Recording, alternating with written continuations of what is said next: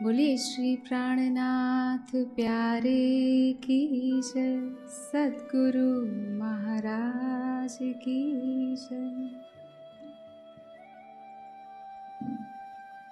या में कोई आगे कोई पीछे आए बिच इस्लाम, कोई तो समझन के पख, कोई दीदार के विश्राम, कोई दीदार के विश्राम। जब सुल्तान चढ़ा राणे पर,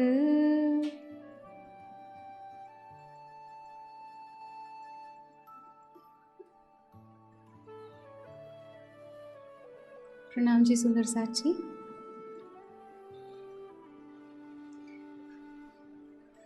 कल हमने उदयपुर की बीतक में सुना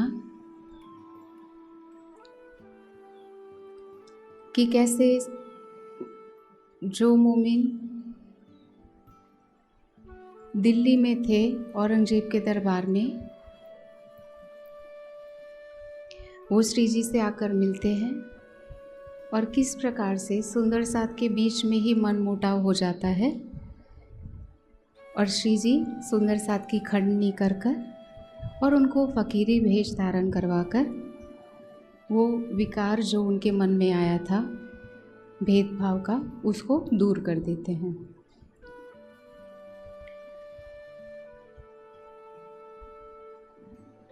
उसके बाद औरंगजेब बादशाह के द्वारा चढ़ाई करने का जब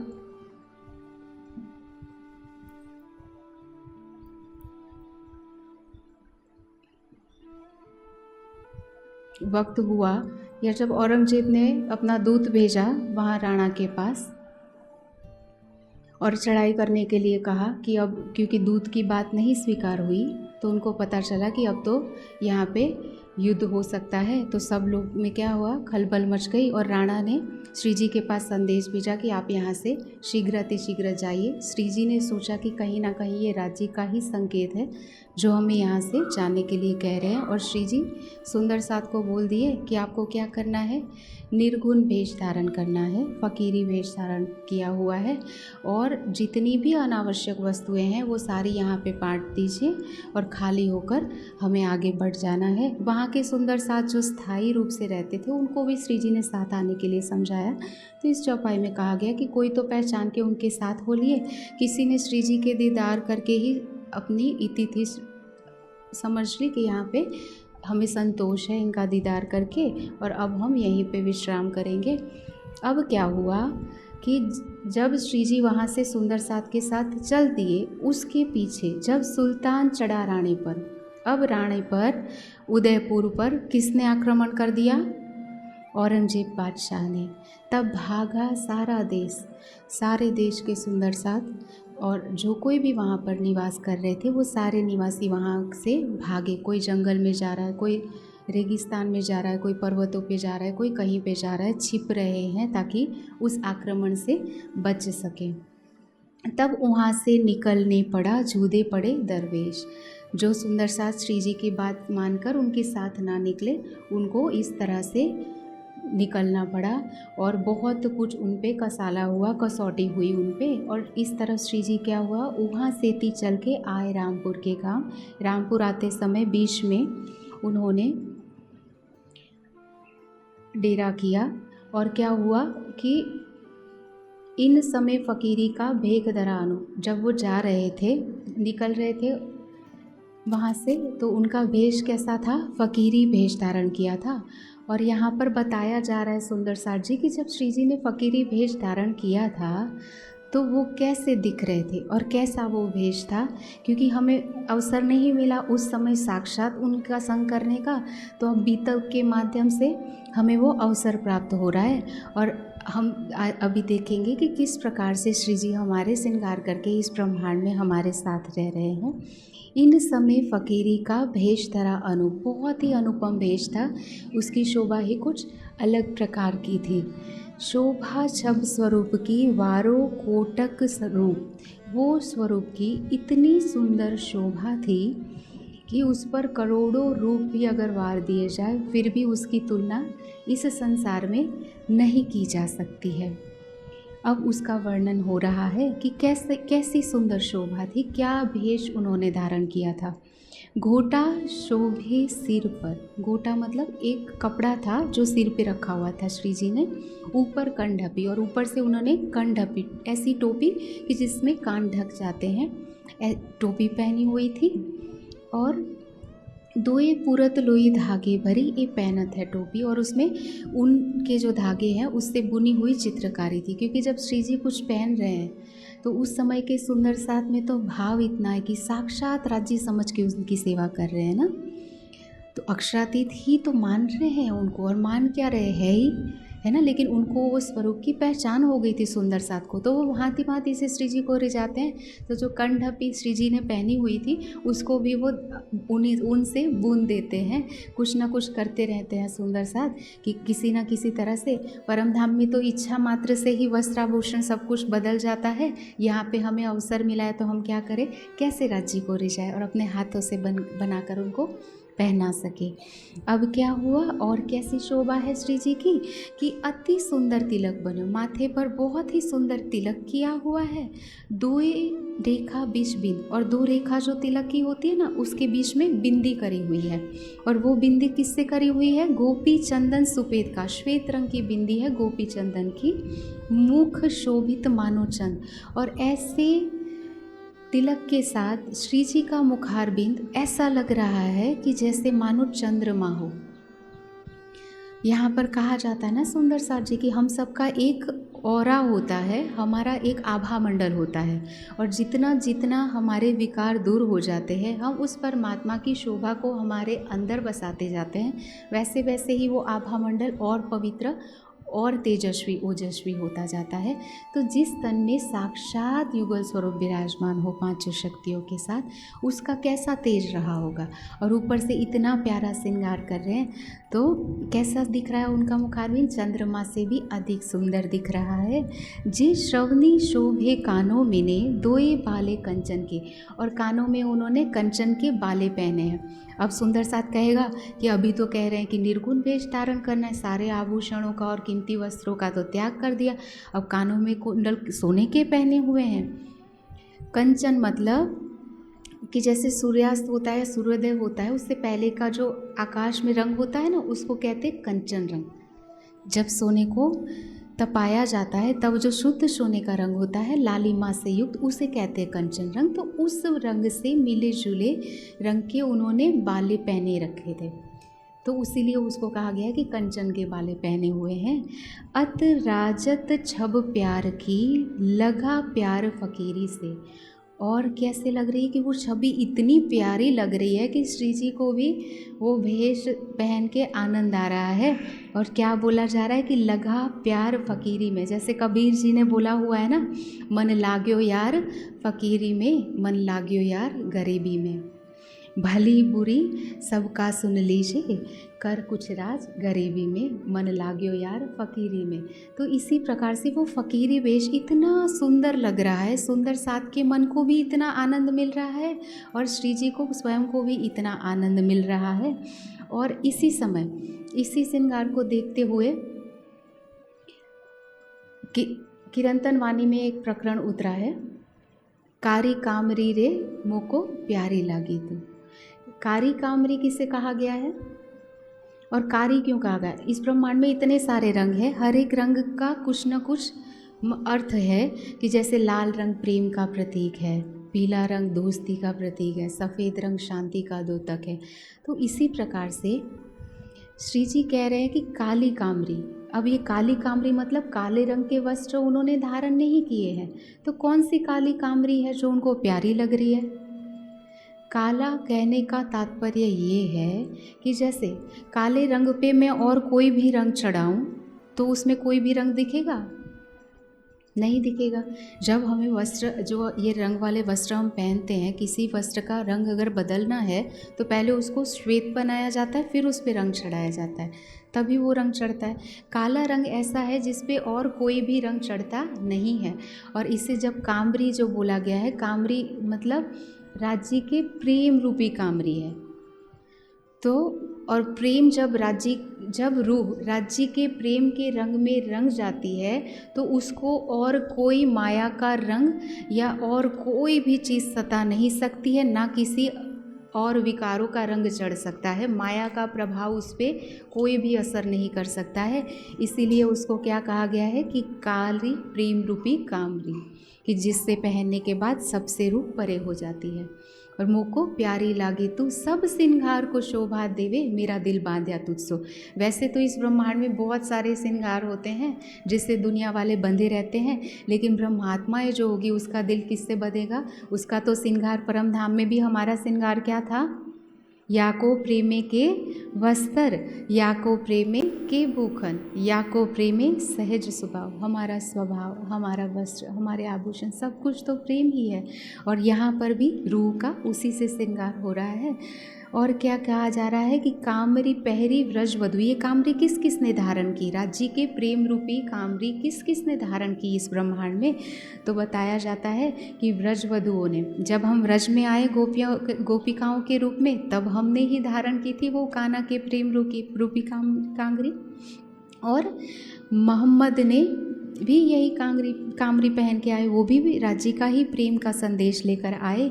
रूह अल्लाह पहरी अंदर, और रूह अल्लाह ने भी, श्यामा जी ने भी ये कामरी पहनी, लेकिन हुई नहीं जाहिर। क्यों जाहिर नहीं हुई? दुनिया हृदय आंधली देखे नज़र बाहर। दुनिया की बाहर की दृष्टि है तो उनको कोई पहचान नहीं हो सकी थी देवचंद्र जी के स्वरूप में आए श्यामा जी की। और इसीलिए क्या हो गया था कि दुनिया ने उनकी पहचान नहीं की थी। और जैसे ही देवचंद्र जी का धाम गमन हुआ, सुंदर साथ भी सारे ज्यों के त्यों माया में विलीन हो गए। पट पहर खाए चीकना हेम जवेर सिंगार। और कह रहे हैं कि इस ब्रह्मांड में कैसे लोग हैं कि जो बहुत ही चिकना, मतलब गरिष्ठ पदार्थ जो होते हैं ना, हलवा पूरी जो कुछ भी होता है उसको कहते हैं तेल और घी में तला हुआ जो होता है उसको कहते हैं चिकना खाने से, या कुछ ऐसे वस्त्र आभूषण धारण करने से कि जिसमें हेम और जवेरात जड़े हुए हो, उससे क्या राज्य की लज्जत मिल जाएगी। तो बोला जा रहा है कि हक लज्जत आई मोमिनो तीन दुनी करी मुर्दार। प्रियतम की लज्जत, उनका स्वाद, उनके प्रेम की कामरी जो पहनता उसके लिए तो ये दुनिया पहले से ही मुर्दार हो चुकी होती है। ना उसको जीव का कोई चटाका सता सकता है और ना ही उसको दुनिया का कोई प्रलोभन ही लोभित कर सकता है। मोल नहीं इन कामरी को, और इसीलिए इसका कोई मोल है ही नहीं जिसको राज्य का प्रेम मिल गया। और उस प्रेम से क्या होता है? हक बका दीदार। और जिससे राज्य का जिस प्रेम से दीदार होता है तो राज्य के एक पल के दीदार में ही कितना सुख मिलता है।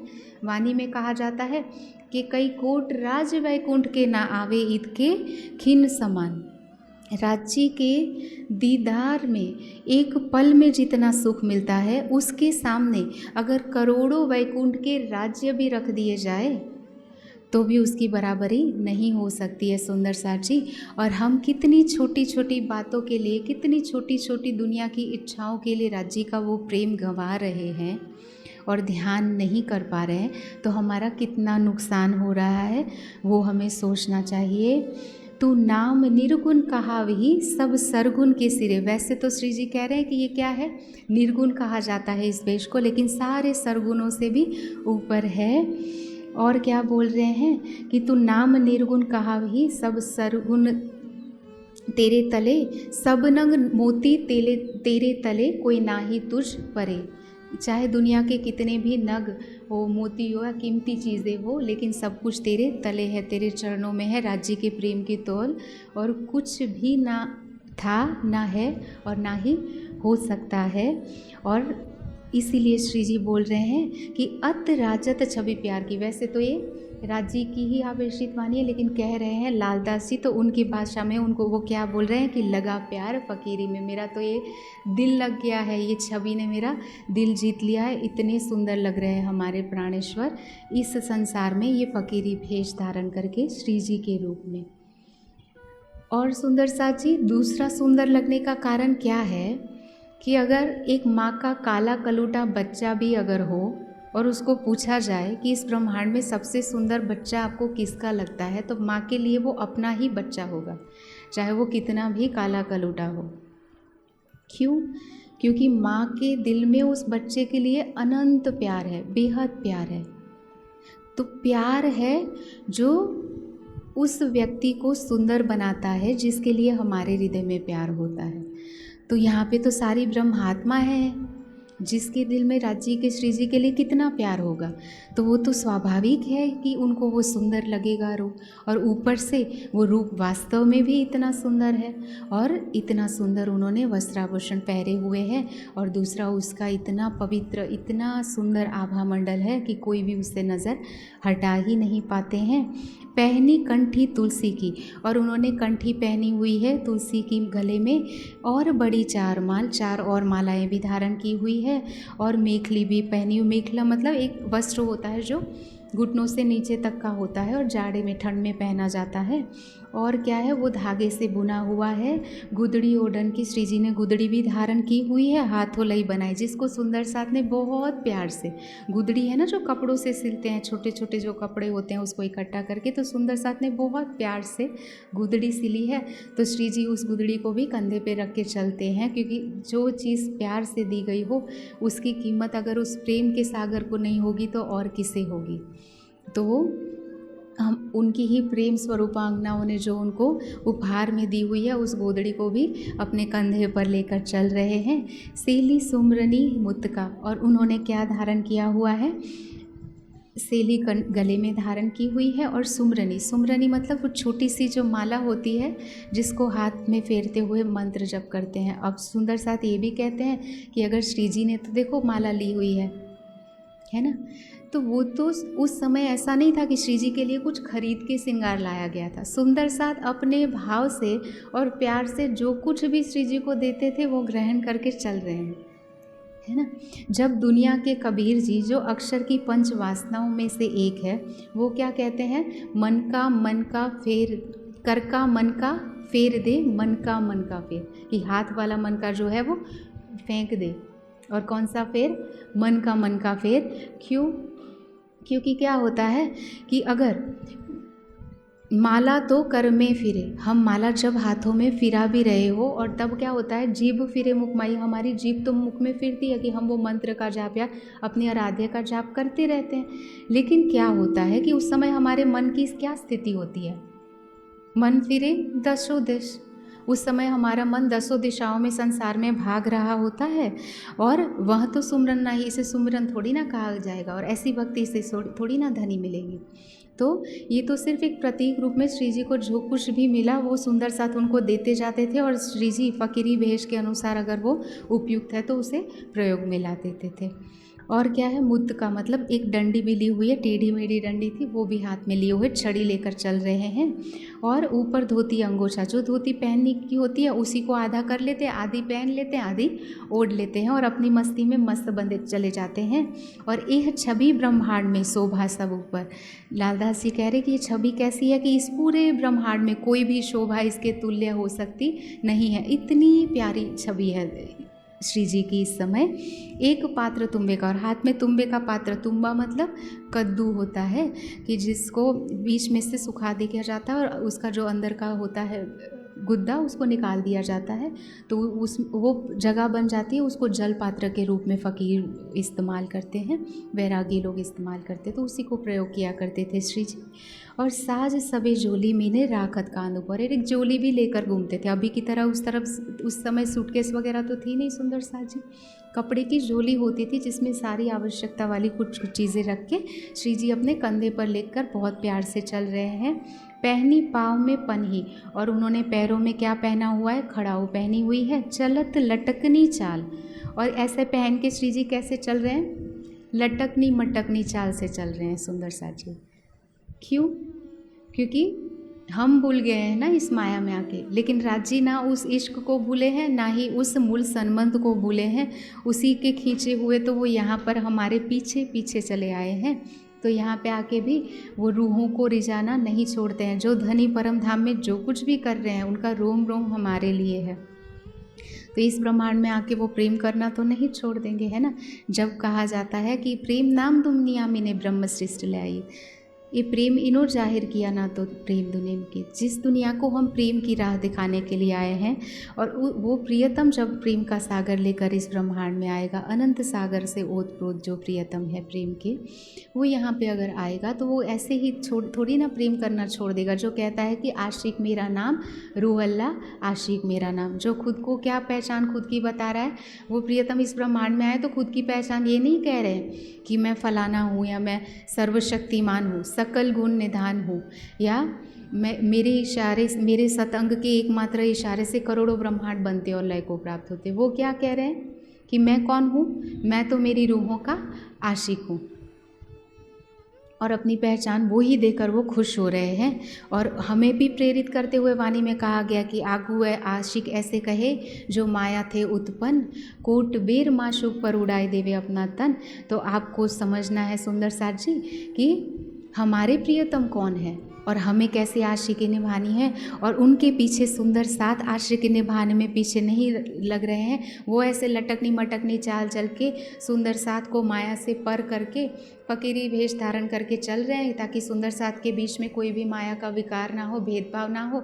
तो सुंदर साथ भी कैसे हैं, सबों ने भेख पहना देख अपना साहिब, अपने साहिब को ऐसे वस्त्र श्रृंगार से सुसज्जित देकर वो सारे ऐसे बहुत ही मस्ती में फकीरी भेष धारण करके हुई बड़ी खुशहाली। तब बहुत खुशहाल होकर श्री जी के साथ चल रहे हैं सारे सुंदर साथ। और क्या हुआ, इससे पहले तो सुंदर साथ में मन मोटा हो गया था ना, कोई धनी है गरीब है, जो अपने घर से जो वस्त्र आभूषण लेकर आए थे वैसे ही पहन रहे हैं। हजारों की जमात में सुंदर साथ इकट्ठा हो गए हैं, सब तो एक समान वस्त्र नहीं धारण करते होंगे, तो कहीं ना कहीं कुछ ना कुछ विकार रहे होंगे। लेकिन इस भेष से क्या हुआ, अब तो कोई भी फर्क नहीं रह गया है, सारे सबके वस्त्राभूषण एक, सबका हुलिया एक हो गया है, सबने अपना सिर मुंडवा दिया और फकीरी वेश धारण करके बाईजुराज और सारी महिलाएं भी साथ में हो रही है।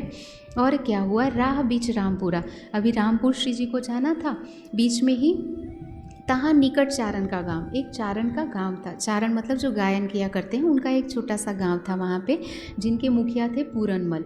अब क्या हुआ, वहाँ पर सुंदर साथ रुके, क्योंकि चल के जा रहे थे, ऐसा नहीं कि जहाँ पहुँचना एक ही दिन में पहुँच जाएंगे, चलते हुए जा रहे, तो बीच में डेरा पड़ गया, कहीं पे रुके श्री जी, और वो पूरनमल चारण का गांव था।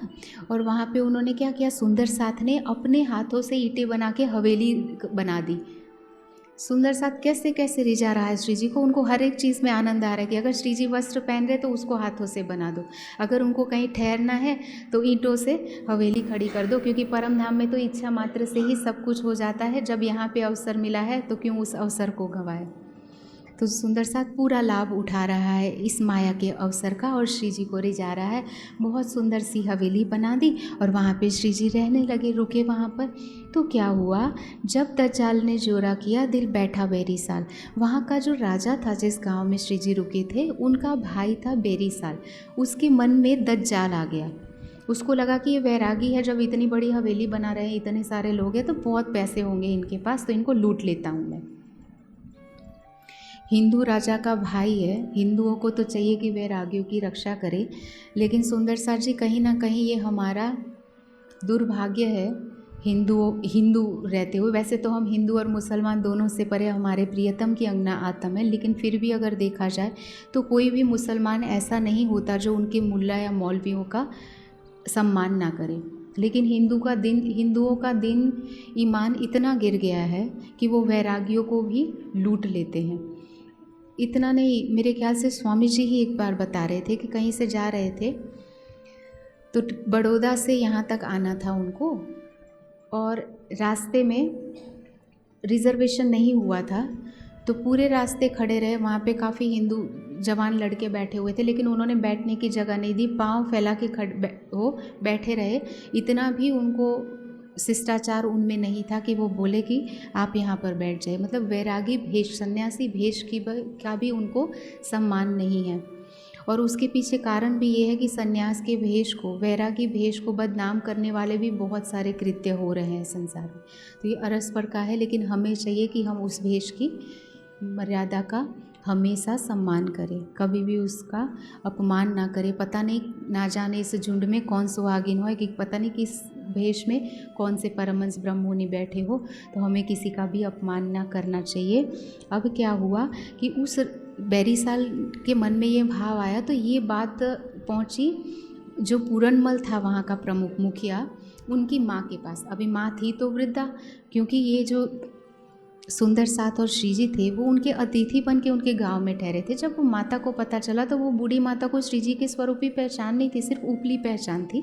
लेकिन वो माता ने क्या कहा कि या तो मैं मरो 3 पर, बैरीसाल को बोल रही या तो इनकी रक्षा करते हुए मैं खुद मर जाऊंगी, हत्या देऊन, और आपको जीव हत्या का पाप लगेगा, और इनसे बुरा क्या क्यों देखे मेरे घर आए साधुजन, मेरे घर साधुजन आए हुए हैं और तू उन अतिथि का इतना अपमान कर रहा है। या तो मैं तुझे मार दूंगी या मैं इनकी रक्षा करते हुए स्वयं मर जाऊंगी और तुझे जीव हत्या का पाप दे जाऊंगी, लेकिन तुझे इन अतिथियों पर, मेरे रहते हुए इन साधुजनों पर कुछ आक्रमण नहीं करने दूंगी, ना उन पे बुरी नज़र करने दूंगी। बहुत ही फटकार लगाती है तो बैरीसाल मुंह नीचा करके, मुंह काला करके वहाँ से चल देता है। अब क्या हुआ कि श्रीजी वहाँ से कुछ दिन रुकने के बाद मंदसौर आते हैं और वहाँ पर हरप्रसाद जी के घर पे रुकते हैं। तहाँ पातशाही लश्कर और मंदसौर के चारों ओर छावनी थी सुल्तान की, औरंगजेब बादशाह की, तो उसके सेना वाले वहाँ पे रुका करते थे। तो जब उन्होंने बात सुनी कि इस प्रकार से वेद और कतेब दोनों पक्ष से चर्चा हो रही है और कुरान के गुह्य वेद को बताया जा रहा है, तो वो सारे दौड़ दौड़ कर आने लगे दर्शन के लिए। क्योंकि सुंदर साथ जी इस वाणी की महिमा का हमें पता नहीं है, लेकिन जिनको इसकी तड़प है उनको पता होता है कि इसकी कीमत क्या है। कठोपनिषद में कहा गया है कि यमाचार्य जो है वो नचिकेता को कहते हैं कि नचिकेता, सबसे पहले तो कलयुग में ये ब्रह्म ज्ञान कोई सुनाने वाला नहीं मिलता। यदि कदाचित कोई सुनाने वाला मिल जाए तो उसको सुनने वाले नहीं मिलते, और जो सुनने के लिए आते हैं उसमें से भी बहुत कम होंगे जो उसको आचरण में उतारेंगे, और आचरण में उतारने के बाद भी बहुत कम होंगे कि जो उस मंजिल तक पहुंच पाते हैं। कोई विरले ही होते हैं। और सुंदर साथ जी हमारी क्योंकि निस्बत है, हमारा संबंध है राज्य के साथ, तो हमें आज ये अवसर इतनी आसानी से मिल रहा है। हम सोचे कि सुंदर साथ कितनी तड़प से चले जा रहे होंगे, अभी दोपहर का समय, इतने पंखे चल रहे हैं, फिर भी हमें धूप लग रही है, जबकि हम पेट भर के आराम से बैठे हुए हैं, फिर भी हमें नींद के झोंके आ जाते हैं। लेकिन उस समय की हम सोचे कि सुंदर साथ को चल चल के हर जगह पर जाना होता है, और हमें ये बहुत आसानी से यहाँ पे सुनने को मिल रहा है। तो ये जो शब्द है उसको हल्का नहीं लेना चाहिए। भारे वचन छे निर्धार, लेकिन साथ करसी ए विचार। इसका विचार कौन करेगा? जैसे खरे हीरे की परख जौहरी को ही होती है, उसी प्रकार से इस ब्रह्म ज्ञान की भी कीमत किसी किसी को ही होगी, उस ब्रह्मात्मा को ही होगी जो इस राह पर चलती है और इन वचनों को आत्मसात करती है। अब क्या हुआ कि उस सेना को जब ये बात का पता चला, मुग़ल सल्तनत की जो सेना थी, तो काफ़ी मुसलमान श्री जी के दर्शन के लिए आते हैं वहाँ पे, और सनंद से सुंदर साथ उनको बहुत प्यार से गावत सनंदे तहाँ बैठ के, सुंदर साथ भी बहुत ज़ोर शोर से सनंद की किताबें गाते हैं, चौपाइयाँ गाते हैं वहाँ पे। कोई कोई सुनने को आए तो ये सारे सुनने के लिए आ जाते हैं। इत सुनने को आवत पठान दौलत खान, और उनमें एक है दौलत खान पठान और शेर खान कोटही, और बाकी भी कोई कुछ पठान है कि शेर खान जिनका नाम है, और अन्य कोई पठान भी वहाँ पे कुछ आते हैं सुनने के लिए। बिना एक मोहम्मद की सनद पढ़ी जब, और जब सुंदर साथ ने बिना एक मोहम्मद जो सनद की किताब का प्रकरण है वो जब पढ़ा, तो वो सुन के क्या हो गया, ये जो दौलत खान थे उनको जोश आया और उनको श्री जी के स्वरूप की पहचान हो गई, और वो गलित गात हो गया वो सनंद की वाणी सुनकर और मोहम्मद साहब की पहचान करके। और क्या कर रहे हैं वो कि बिना एक मोहम्मद है और न काढ़े बोल, और उनको रट लग गई कि उनके मुख से सिर्फ एक ही शब्द निकल रहा है कि बस उस मोहम्मद के अलावा और कोई है ही नहीं। उसी बात को बार बार दोहरा रहा है और कोई शब्द उनके मुख से निकल ही नहीं रहा है। और ये जो प्रकरण पढ़ा जा रहा है सुंदर साथ जी, उस प्रकरण की अंतिम चौपाई क्या कहती है कि उठ के आप खड़े रहो, ल्यो अंग में आनंद, इश्क दिखाओ अपना, माशूक करो प्रसन्न। कि आप अंग में उमंग लेकर इस वाणी को सुनकर खड़े हो जाओ। और क्या लेकर खड़े होना है? इश्क लेकर, ईमान लेकर खड़े हो जाओ। इश्क दिखाओ अपना, जो कौल परम धाम में किया था इश्क रबत करके, तो अपना इश्क दिखाने का अब समय है। और सुंदर साथ जी, मैंने जैसे आपको कहा था कि मैं वाणी लेकर यहाँ की सारी पहचान लेकर आऊँगा वाणी के रूप में, तो मैं लेकर आ गया हूँ। मैंने अपना वायदा निभाया है। अब आप भी इश्क दिखाओ अपना और माशूक करो प्रसन्न, और अपने प्रियतम को आप भी रिझा लो। तो यही करते हुए दौलत खान के मुख से और कोई शब्द ही नहीं निकल रहा है। वो धनी को बस तू ही पिया पिया, और मोहम्मद साहब के अलावा और कुछ दोहरा ही नहीं रहे हैं। और जब इस प्रकार से चर्चा होने लगी, सारे सुंदर साथ का मंडान होने लगा। इस बीच में क्या हुआ सुंदर साथ जी, कि श्री जी उदयपुर से जो सुंदर साथ को छोड़कर आ गए थे, और उन्होंने सावचेत किया था उनको कि हम तो जा रहे हैं, लेकिन यहाँ पे क्या हो जाएगा, अब तबाही फैलने वाली है। और वही हुआ। उदयपुर से कृपाराम करके जो सुंदर साथ है, वो दौड़ते दौड़ते रोते रोते श्री जी के पास आते हैं और श्री जी को कहते हैं कि श्री जी अनर्थ हो गया। जैसा कि आपने कहा था बिल्कुल वैसा ही हुआ। और सारे सुंदर साथ रो रहे हैं, क्योंकि औरंगजेब ने आक्रमण कर दिया है। तो कोई पहाड़ों में छिप रहे, कोई कहीं छिप रहे हैं, और सब लोग क्या हो रहे हैं, दुख से दुखी हैं, और अलग अलग स्थान पे रो रो कर आपको पुकार रहे हैं। अब देखे सुंदर साथ जी कि श्री जी ने तो सावचेत किया था, लेकिन उन सुंदर साथ ने बात नहीं मानी। और अब श्री जी को पता चल रहा है, तो हम होते तो क्या कहते, अब भुगते उनके कर्म, हमने तो सावचेत किया था, अब नहीं किया। लेकिन नहीं, श्री जी क्या कह रहे हैं, ये तो दुनिया की रीत होती है। प्रेम में ये सब नहीं देखा जाता कि सामने वाला क्या कर रहा है। प्रेम में तो सर्वस्व समर्पित किया जाता है। और किसी भी परिस्थिति में जब प्रेम प्रेम ही रहे, अगर सामने से हमें घृणा मिले, अपमान मिले, फिर भी अगर हमारे प्रेम में रंच मात्र भी कमी ना आए, तभी तो वो प्रेम है, नहीं तो वो तो मोह कहलाएगा। तो प्रेम की पहचान देने के लिए हम इस दुनिया में आए हैं। हम साक्षात ही प्रेम के स्वरूप है। तो श्री जी बीतक के इस प्रसंग में क्या सीख दे रहे हैं सुंदर साथ जी? श्री जी जैसे ही इस बात को सुनते हैं, तो विलाप इनका सुन के दिल में हुआ दर्द। श्री जी को बहुत ही दुख हो रहा है। मुँह दरगाह बिछ करके पुकार करी मोहम्मद, और उन्होंने अपने धाम हृदय में बैठे युगल स्वरूप को बड़े प्यार से पुकारा कि तेरी रूहें दुखी हो रही है। जिस जीव पर बैठी, रूह तो सुख दुख से परे है, लेकिन जैसे हम स्वप्न देख रहे होते हैं ना सुंदर सार जी, और स्वप्न में अगर हमारा नुकसान हो जाए, तो जब तक नींद है तब तक तो हम डरे रहते हैं ना, उस नुकसान को पूरा करने के लिए कितना प्रयास करते हैं। और अगर हमें कोई चांटा मारता है, गाली बकता है, तो हमें तब भी अपमानित महसूस होता है तो स्वप्न। लेकिन क्योंकि हम नींद में हैं, तब हमें नहीं पता होता है कि ये स्वप्न है, तो हमें दुख लगता है। तो जब तक सुंदर साथ भी माया की दुख नींद में सोए हुए हैं, उनको नहीं पता चल रहा है, वो तो दुख से दुखी हो रहे हैं। लेकिन राज्य भी तो हमारा साथ नहीं छोड़ेंगे ना। वो प्रेम से, बहुत ही प्यार से मूल स्वरूप को पुकारते हैं श्री जी। और क्यों ना सुने, जो वाणी में कहते हैं कि तहकीक अरज पहुँचत है, जो भेजिए पाक दिल। अगर आप ये मत समझो कि मैं आपसे दूर हूँ, मैं तो आपकी सैरक से भी नज़दीक हूँ। अगर सच्चे हृदय से मुझे पुकारोगे तो मैं तुरंत अरज सुनूंगा। इतना ही नहीं, वो तो कहता है एक साध कर मोहे मैं जी करूँ 10 बेर। अगर तू एक बार मुझे पुकारेगी तो वो अक्षरातीत प्रियतम क्या कहता है, मैं तुम्हें 10 बार जी करूँगा। सुंदर साथ जी, इस दुनिया में हमने अगर किसी नौकर को रखा हो ना, काम वाले को, घर पे पैसे देकर, उसको अगर हम कहें कि जा भाई पानी लेकर आ, वो एक बार पानी लेकर आए, हम उसी के सामने गिरा दे, उसको बोले दूसरी बार लेकर आ, दूसरी बार गिरा दे, तीसरी बार लेकर आ, तीसरी बार गिरा दे, तो चौथी बार वो क्या सोचेगा कि ये पागल हो गए हैं, इनके यहाँ चाकरी करने से तो अच्छा है कि यहाँ से निकल जाओ। पैसे देते हुए भी वो हमारी आज्ञा का उल्लंघन कर देगा, पालन नहीं करेगा।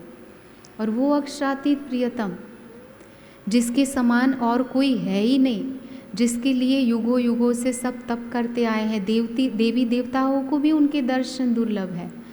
शंकर जी भी हजारों साल की समाधि लगा के भी अक्षर ब्रह्म का स्पष्ट रूप से दीदार नहीं कर पाते हैं।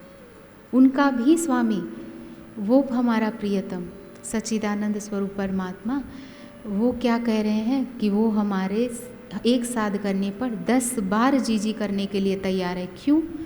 क्योंकि यही तो प्रेम है। जिसमें कोई सत्ता नहीं रहती है, जिसमें खुद क्या है, खुद की सत्ता क्या है, हम क्या है क्या नहीं है, पद प्रतिष्ठा सब कुछ भूल जाते, बस प्रेम ही दिखता है कि बस मेरे दिल में इसके लिए प्रेम है और कैसे मैं उसको खुश करूं। स्वयं का अस्तित्व ही जब समाप्त हो जाता है तभी तो प्रेम का पहला पगथी हम चढ़ सकते हैं, सीढ़ी चढ़ सकते हैं। तो वो श्री जी हैं और क्या कह रहे हैं अब कि उन्होंने मूल स्वरूप को जैसे ही प्रार्थना की तो ये सारे संकट टल गए और वहाँ पे शांति हो गई। कुछ कारण हुआ कि जिससे औरंगजेब को अपनी सेना लेकर वापस चले जाना पड़ा। अब क्या होता है सुंदर सार जी, यहाँ पे किरंतन के 5 प्रकरण उतरे हैं, तो हम ये बोल देते हैं कि इंद्रावती जी के माध्यम से ये उतरे हैं। हाँ, माध्यम तो वही है, लेकिन वाणी क्या है, आवेशित वाणी है। इसका एक भी शब्द ऐसा नहीं, मेरी बुधे लुघान अनिक से धनी जाहिर करे अखंडगर सुख। इंद्रावती की आत्मा कह रही है कि मेरे मुख से तो एक शब्द भी इसका मैं नहीं बोल सकती हूँ, ये तो धनी साक्षात ही घर के सुख जाहिर कर रहे हैं। और श्री मुखवाणी धनिये कही, कहने की शोभा कालबुत को दई, कहने वाले तो प्रीतम है, बस इस शरीर को तो शोभा मिल रही है। फिर हम कैसे कह सकते हैं कि इंद्रावती जी ने विरह के प्रकरण उतारे हैं मूल स्वरूप को प्रार्थना करते हुए, और अगर उन्होंने नहीं उतारे तो राज्य कैसे उतार सकते हैं सुंदर सार जी। तो इसे समझने का विषय है यहाँ पर कि कहने वाले तो राज्य ही हैं, राज्य के अलावा इस आवेशित वाणी का एक भी शब्द नहीं कहा गया है। लेकिन क्योंकि इंद्रावती की आत्मा ने सच्चे हृदय से पुकारा और राजीव हम सब सुंदर साथ को भी प्रेरणा देना चाह रहे हैं कि जब भी कोई भी कष्ट हो तो हम ये ना भूल जाए कि राज्य हमारे साथ है, और उनके दिल से जो कोई भी आहे या शुद्ध स्तुति निकली राज्य के लिए वो सारा कुछ उन्होंने शब्दों में पिरोकर दे दिया है। किस प्रकार से कि जब विरह में इंद्रावती की आत्मा थी हफ्सा जेल में, तब वो क्या बोल रही है कि जब मैं होती विरह में तब मुख बोलियो न जाए, कि जब जो विरह में होता है वो तो एक शब्द भी नहीं बोल सकता। जब हाड़ हुए सब लकड़ी सिर श्रीफल लगी, उनको ना शरीर की सुध है ना संसार की सुध है, बस जिससे प्यार कर रहे हैं श्री जी की रट लगी हुई है, उस अक्षरातीत प्रियतम की रट लगी हुई है उस आत्मा को, तब वो उसको शब्दों में नहीं पिरो सकती है। लेकिन उनकी हर एक आह को उस प्रियतम ने सुना और उन्होंने ही उस विरह को शब्दों में पिरो के हमारे सामने रख दिया है, क्योंकि हमें प्रेरणा मिल सके।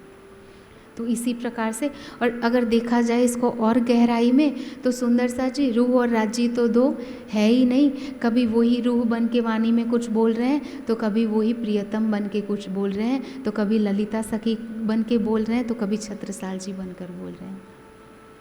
वो एक ही है, अनेक रूपों में लीला कर रहा है, परम धाम में भी और यहाँ पर भी, लेकिन हमें उसका एहसास नहीं हो रहा है, क्योंकि अभी तक हमें माया को जो पीठ देनी चाहिए थी वो हमने दी नहीं है।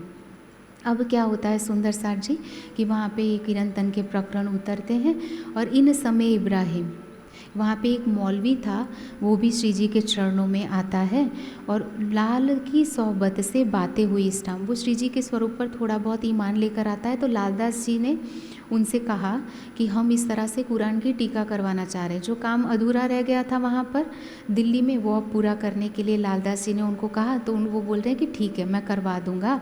तो क्या हुआ कि एक जो प्रकरण है कुरान का, उसका उसने टीका करवा दिया। जैसे ही टीका हो गया हिंदुस्तानी भाषा में, तो श्री जी उसको सुन के बहुत खुश हुए। श्री जी बोल रहे कि अरे ये तो सारी हमारी ही बीतक है इसमें तो। और अगर इसका मतलब ये नहीं कि श्री जी को पता नहीं था, जिस दिल में युगल स्वरूप विराजमान हो उसको तो सब पता है। उनको खुशी किस बात की हुई कि सुंदर साथ को विश्वास आ जाएगा, जब श्री जी का तो उसमें कोई हस्तक्षेप नहीं है। लिखा गया है कुरान मोहम्मद साहब के द्वारा, लेकर आ रहे हैं बाहर से तफसीर हुसैनी, और उसी का टीका अनुवाद किया जा रहा है हिंदुस्तानी भाषा में, और करवाने वाले भी मुसलमान व्यक्ति है। तो किसी को भी तो विश्वास आ जाएगा कि इसमें तो श्री जी कुछ भी नहीं कर रहे हैं, लेकिन श्री जी जो चर्चा कर रहे हैं वही सारी बातें तो इसमें भी लिखी हुई है। जो कछु कह्या कतेब ने सोई कह्या वेद, ये दोनों में एक ही बात लिखी गई है। पर ये सारे क्या करते, क्योंकि भाषा अलग अलग है, ये लड़त भी ना पाए भेद। जब भेद नहीं पता चलता है तो सब हिंदू और मुसलमान आपस में लड़ने लगते हैं। तो श्री जी अब बहुत खुश हो रहे हैं कि जब ये टीका हो जाएगा तो सुंदर साथ के मन में जो कुरान के लिए ऐसे लगता है ना कि मोहम्मद साहब को क्यों बातें कर रहे, तो वो सचोट जवाब दे सकते हैं दुनिया को और स्वयं भी जान जाएंगे। तो श्री जी बहुत खुश होते हैं और वो बोलते हैं कि लालदास जी इनको बोलो कि अगर सारे पूरे कुरान की अगर टीका करवा सकते हैं तो लालदास जी उनको थोड़ा बहुत लालच देते हैं तो वो राजी हो जाते। कछुक लोभ दिखाया राजी हुआ इस टाइम, तो वो तुरंत राजी हो गया, वो लोभ के लालच में तैयार हो गया कि ठीक है मैं कर दूंगा। तो क्या हुआ, सुबह सुबह ही आ गया और उस जो कुरान का 16वां पारा है उसकी टीका हो गई। अब इस तरह से टीका करते करते पूरी रात टीका चलती थी, कभी सुबह आ जाता था और कभी रात को आ जाता था, क्योंकि उसको पैसों की लालच थी और सुंदर साथ को था कि जितना जल्दी ये कार्य हो सके उतना ही अच्छा है। क्यों? क्योंकि उनको साकुमार की आत्मा को जागृत करना है, औरंगजेब की आत्मा को जागनी रास का कार्य जल्दी से पूरा होकर के वापस जाना है। उन सुंदर साथ को क्यों जल्दी है सुंदर साथ जी? क्योंकि वो जागृत ब्रह्मात्मा है। अगर हमें यहाँ पे फ्लाइट मिल जाए, किसी को बहुत सारी माएँ हो और उनको अपने बच्चों से मिलने के लिए कहीं जाना हो, ठीक है, और वो फ़्लाइट में रेडी होकर बैठी हुई है और 2-3 पैसेंजर्स नहीं आए जिसके कारण वो फ़्लाइट डिले हो रही है, तो वो लोग समझाएंगे ना, चलो ये हम जाके समझा के आते हैं, ये लोग देर क्यों कर रहे हैं, जल्दी से चले वहाँ जाना है, ऐसे करके, है ना। तो ये सारे सुंदर साथ ने तो पूर्ण पहचान कर ली है। अब उनको क्या हो रहा है, कैसी स्थिति है कि अब हम रहे हो न जावे ही मूल मिलावे बिन, हृदय चढ़ चढ़ आव ही संसार लगत अगिन। वो तो उनको तो वो घर याद आ रहा है, वो मूल मिलावा याद आ रहा है, वो प्रीतम का स्नेह याद आ रहा है। उनको तो ये माया कैसी लग रही है, माया तो दुख निधान जी, ये दुख रूपी माया में रहना भी गंवारा नहीं हो रहा है। हाँ, क्योंकि श्री जी साथ में तो वो आनंद से चलते जा रहे हैं, लेकिन मन में तो ये बात बनी हुई है कि कब हम अपने घर जल्दी से वापस जाए। जैसे हम सब ने बोला था ना रास में, जब हमें पहचान हो गई, हवे धनी हूँ एटलू मांगू खीणे कलगा नव थइए, जी हाँ हमने विरह नहीं चालो ते घर जाइए।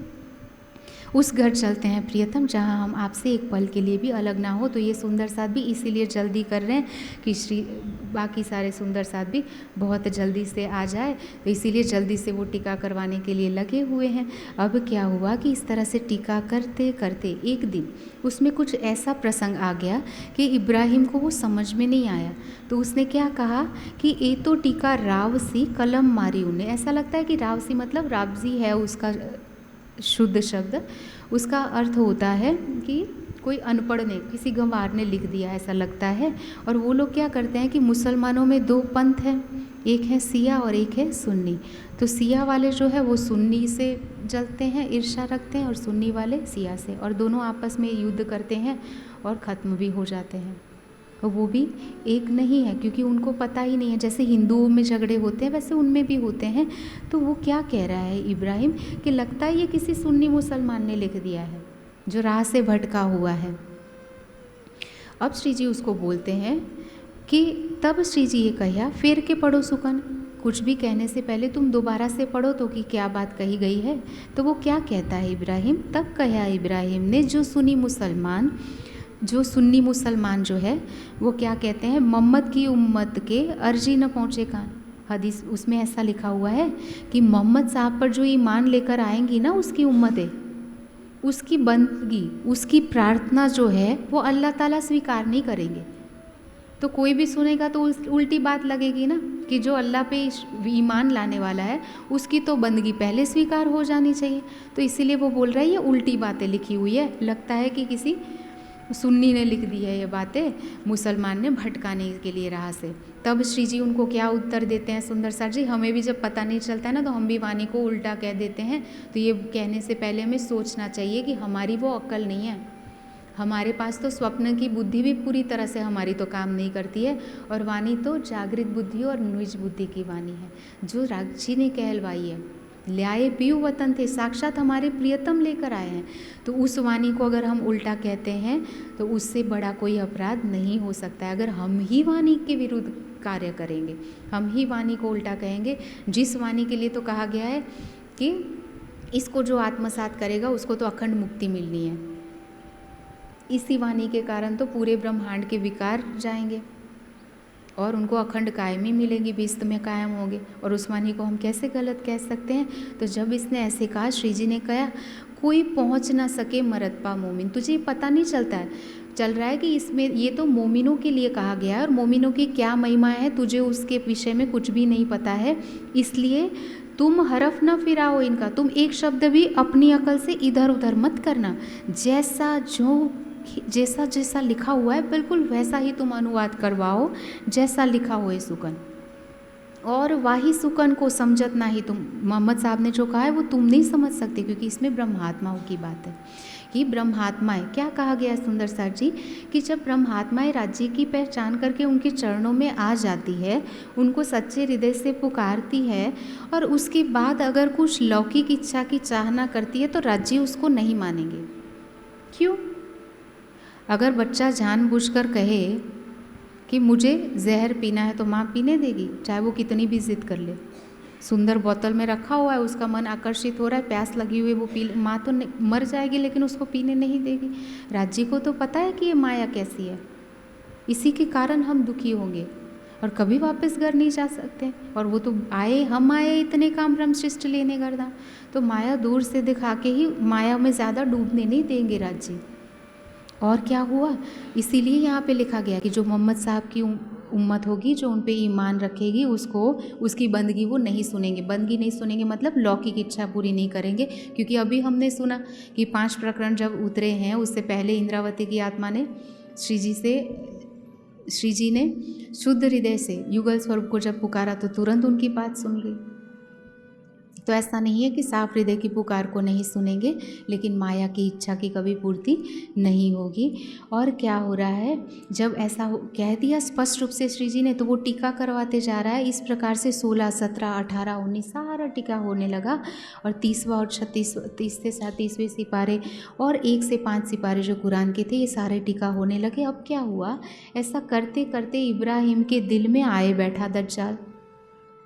दज्जाल तो पीछा करेगा ना, उसको भी तो राज्य ने हुक्म दिया हुआ है, तो वो भी परीक्षा लेने के लिए खड़ा है। अब इब्राहिम के दिल में आ गया कुफ्र, उसको लगा कि ये हिंदू काफिर है, हिंदुओं को तो काफिर कहा गया है, और ये शरीयत के मुसलमानों को, सुल्तान को अगर पता चल गया कि मैं इनको टीका करवा रहा हूँ तो मुझे तो मार डालेंगे।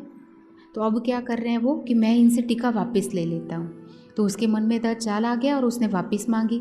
अब लालदास जी को पता चल गया कि ये तो क्या है, तब लाले पहचानिया दज्जाल की नज़र, कि उसके ऊपर तो दज्जाल हावी हो गया है। क्योंकि क़यामत के निशान में हमने देखा था ना सुंदर साथ जी की दज्जाल कलयुग में क्या करेगा, इंसान का रूप लेकर आएगा, मतलब किसी न किसी के मन में बैठेगा, जहाँ पे भी खोट होगी वहाँ वो भारी आ जाएगा, हावी हो जाएगा।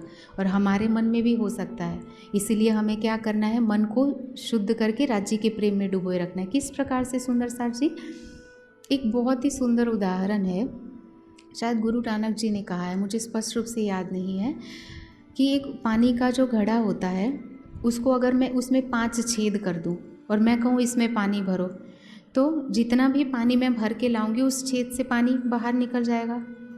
उसको भरने का एक ही उपाय है कि उसको पानी में डुबो के रखा जाए, फिर वो खाली नहीं होगा। और जब मैं उसको पानी में डुबोऊंगी तो उस छेद से भी पानी अंदर आएगा, वो भी घड़े को भरने में मदद करेगा, खाली नहीं होगा वो कभी भी, है ना।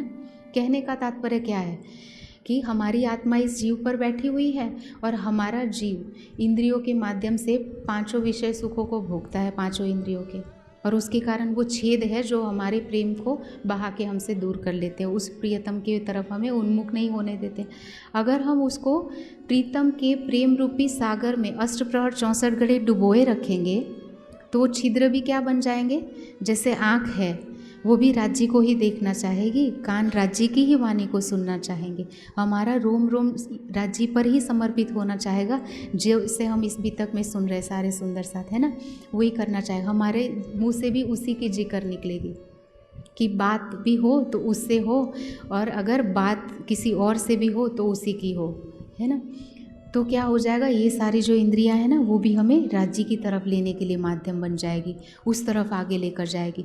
तो हमें इसीलिए वाणी में कहा गया है कि ये मूल मिलावा अपना, नज़र दीजिए पलक ना पीछे फिरी। एक पल के लिए भी हमें राज्य के चरणों से अलग नहीं होना है। निस्दिन ग्रहिए प्रेम सो, दिन रात उस प्रियतम के प्रेम से उस प्रियतम के चरण कमल को दिल में धारण करना है। तभी हमें क्या होगा, निस्दिन ग्रहिए प्रेम सो, श्री युगल स्वरूप के चरण निर्मल होना याहि सो, और धाम वर्णन, इससे हमारे सारे विकार निर्मल हो जाएंगे।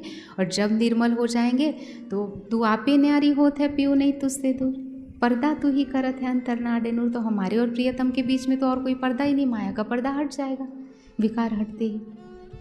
साथ जी साफ हुए बिना अखंड में क्यों पहुँचा, जैसे ही साफ हुए हम वहाँ पे उठ जाएंगे। तो ऐसे ही कहते करते अब क्या हुआ कि इब्राहिम के मन में ये पाप आ गया है और लालदास जी को पता चल गया। तो लालदास जी बोल रहे कि मैं क्यों दूँ इस दज्जाल को टीका वापस, ये तो हमारे ही सुकन है और इसको तो पैसे देकर हमने करवाया है। तो उन्होंने वो संभाल ली अपने पास। और क्या हुआ, तब श्री जी ये जानिया, और श्री जी को भी पता चल गया इस बात को। और वो क्या कर रहा है पता है, अब जब उसकी ना चली, लालदास जी ने देने से इनकार कर दिया, तो वो डर दिखाने लगा कि यहाँ पे नज़दीक में ही औरंगजेब की छावनी है, आप सीधे मुँह से दे दो, नहीं तो मैं वहाँ जाके शिकायत कर दूँगा। और शरीयत के राज में हिंदू होकर आप ये जो करवा रहे हो ये क्या है, बहुत बड़ा पाप है शरीयत की नज़र में, और आपका खात्मा कर देगा वो। अब उनको तो पता ही नहीं कि मोमिन तो युद्ध करके आ गए हैं, ऊपर से औरंगजेब इनसे डरता है, इनको तो किसी बात का भय ही नहीं है, साक्षात अक्षातीत इनके सिर पर बैठे हैं। लेकिन वो इस तरह से डराने का प्रयास करता है, लेकिन मोमिन भी तो डरने वाले थोड़ी ना है। अब क्या हुआ, श्री जी, लेकिन क्योंकि उसने इस प्रकार की बातें करी, श्री जी दुखी है उसकी इस बात से।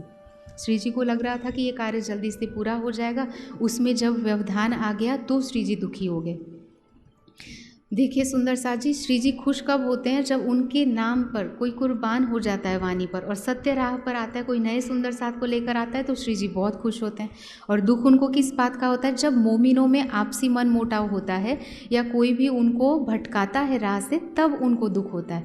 तो अब श्री जी बहुत दुखी है और चिंतन गहन आराम से ना सोच रहे हैं, डूबे हुए हैं चिंतन में, गहराई से सोच रहे हैं कुछ।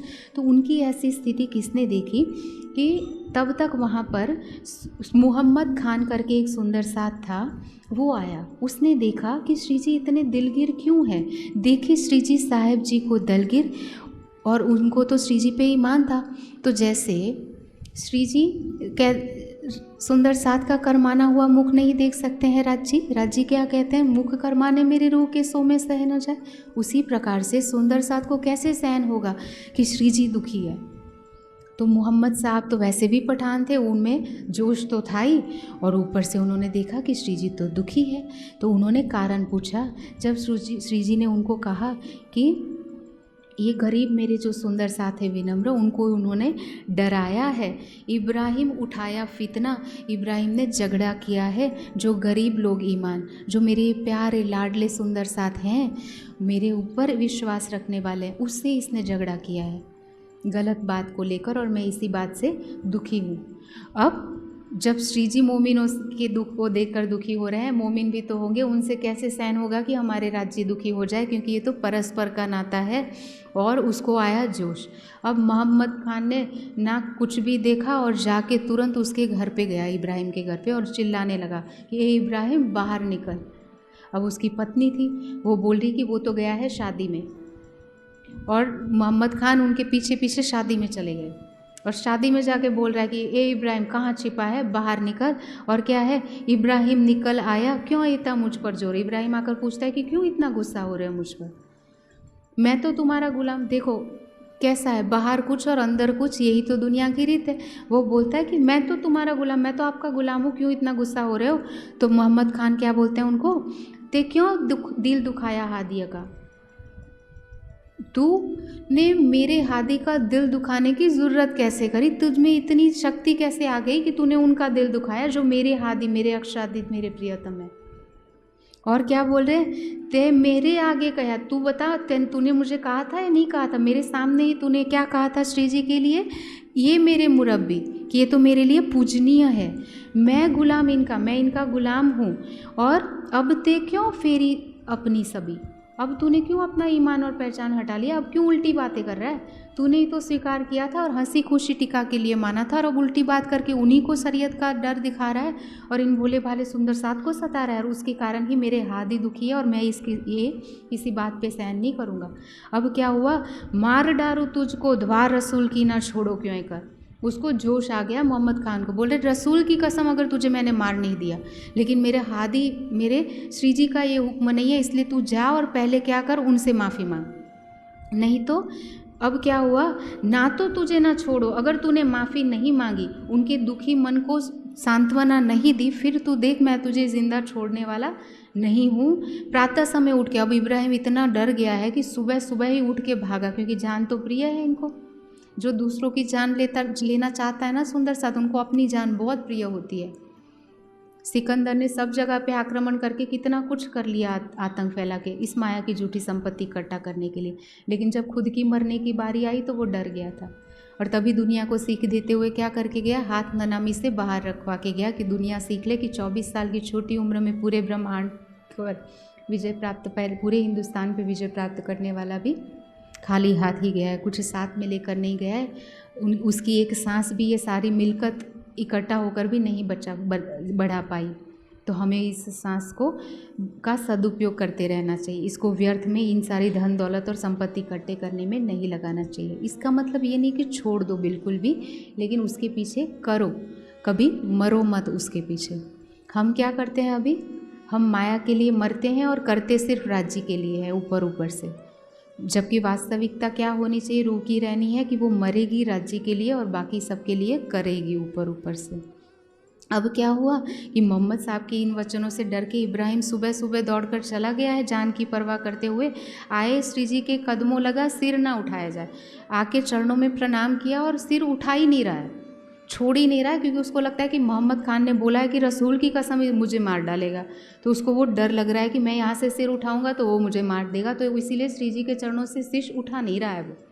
और क्या हुआ तब, अब नूर मोहम्मद वहाँ पे खड़ा था, जब वो ऐसे प्रणाम कर रहा है तो वो बोल रहा है कि उठ खड़ा हो मुर्दा, अरे मुर्दा उठ खड़ा हो जा श्री जी के चरणों से, मारो कटारी पेट में, मुझे लग रहा है कि मैं तुझे अभी पेट में कटारी मार डालूं, जैसा कृत्य तूने किया है, इति हो जाए सुमार, कि तेरा सारा हिसाब अभी खत्म हो जाए। पर क्या करो, डरता हूँ हादी से, लेकिन मुझे ये हादी ने, मेरे श्री जी ने बांध के रखा है, इनका हुक्म ना, इनका ऐसा करने के लिए हुक्म नहीं है, नहीं तो मैं तुझे ज़िंदा नहीं रहने देता। इति बेअदबी करके तूने ऐसा व्यवहार किया हुआ है मेरे हादी के साथ, फिर जीवता उठ के जाए और तू यहाँ से ज़िंदा चला जाए, ये तो हो ही नहीं सकता, लेकिन मेरे हादी का हुक्म नहीं है, इसलिए इनकी ही दुआ से तू बच के जाएगा, इन्हीं की कृपा से तू आज यहाँ से बच के जा रहा है। मैं ग्रहे तुम्हारे कदम सो मैं ना छोड़ो कब, और अब उनके भी चरणों में झुक रहा है इब्राहिम कि मैं आपके चरण कभी नहीं छोड़ूंगा, मुझे क्षमा करो। तब वो क्या कहता है नूर मोहम्मद, सब मोमिनों के कदमों जा, सबकी माफ़ी मांग जिस चीज़ का तूने दिल दुखाया। तो अब एक एक करके सब सुंदर साथ के चरणों में झुक रहा है और वाको माफ़ किया। तब जब सब सुंदर साथ ने माफ़ कर दिया तब वो क्या किया, अपने घर गया। अब क्या हुआ, अब इतना डरा हुआ है, खुद नहीं आ रहा है, अपने भाई को भेज रहा है टीका करने के लिए। तो इस प्रकार से 5वां प्रकरण का भी वहाँ पर टीका होना शुरू हो गया। अब क्या हुआ, लेकिन मन में तो कुफ्र है उनका, अंदर कुछ है और बाहर कुछ है। बाहर तो ये दिखा है, लेकिन अंदर जाके उसने क्या किया कि आसपास जो छावनी थी मंदसौर के आसपास, वहाँ सेना में चला गया और वहाँ जाके उनको क्या किया कि रहे साथी इन समय दज्जाल ने शोर किया, जो उसने जाके वहाँ पे बता दिया कि इस तरह से एक वैरागी फ़कीर है तो हिंदू, लेकिन मुसलमानों को बहका के अपना बना लेते हैं और इस तरह से कुरान की सारी चर्चा करते हैं, तो ये सारे काफिर है और हमारे धर्म को भ्रष्ट कर रहे हैं और शरीयत इसकी इजाज़त नहीं देती। तो सेना को भड़का दिया। तो सेना अब श्री जी को और सुंदर साथ को ढूंढने के लिए आई। अब हज़ारों की संख्या में सुंदर साथ है वहाँ पर, और श्री जी को जब इस बात का पता चला तो अब सुंदर साथ क्या कर रहे हैं, सोचिए सुंदर साथ जी, अभी तो वो 12 मोमिन आए हुए हैं वहाँ से, और अब आगे दोबारा से क्या हो रहा है, छिप रहे जुदे जुदे सारे सुंदर साथ को श्री जी का हुक्म हो गया कि सारे मंदसौर में फैल जाओ, अलग अलग हो जाओ और आवे दीदार को एक बेर। सारे सुंदर साथ अलग अलग हो गए और श्री जी के दर्शन के लिए एक बार सारे इकट्ठा होते हैं, झोरी भर के ले आओ। और जब अलग अलग है तो भोजन कैसे करेंगे। अब क्या कर रहे हैं सुंदर साथ जी,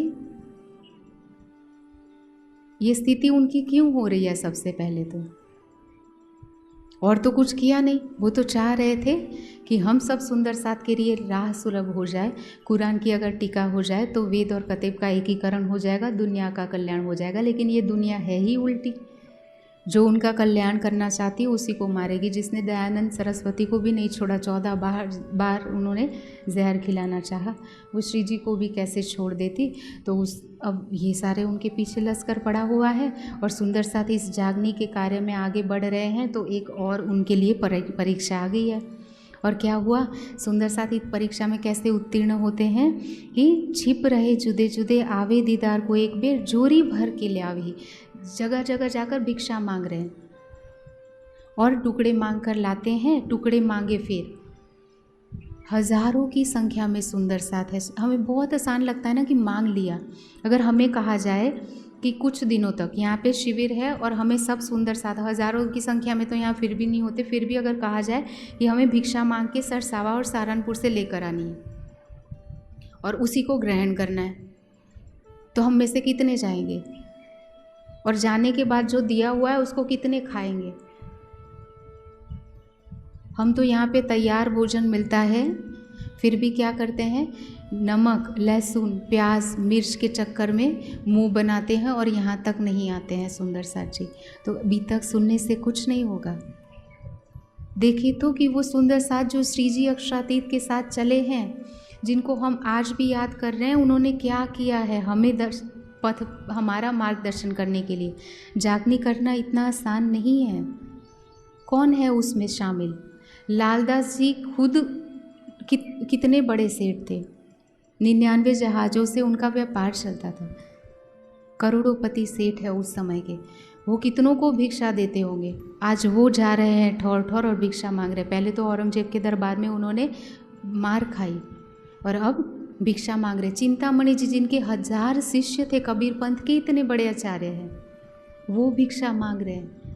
भीम भाई, श्याम भाई जो वेदांत के आचार्य हैं, छोटे मोटे सुंदर साथ नहीं है सुंदर साथ जी।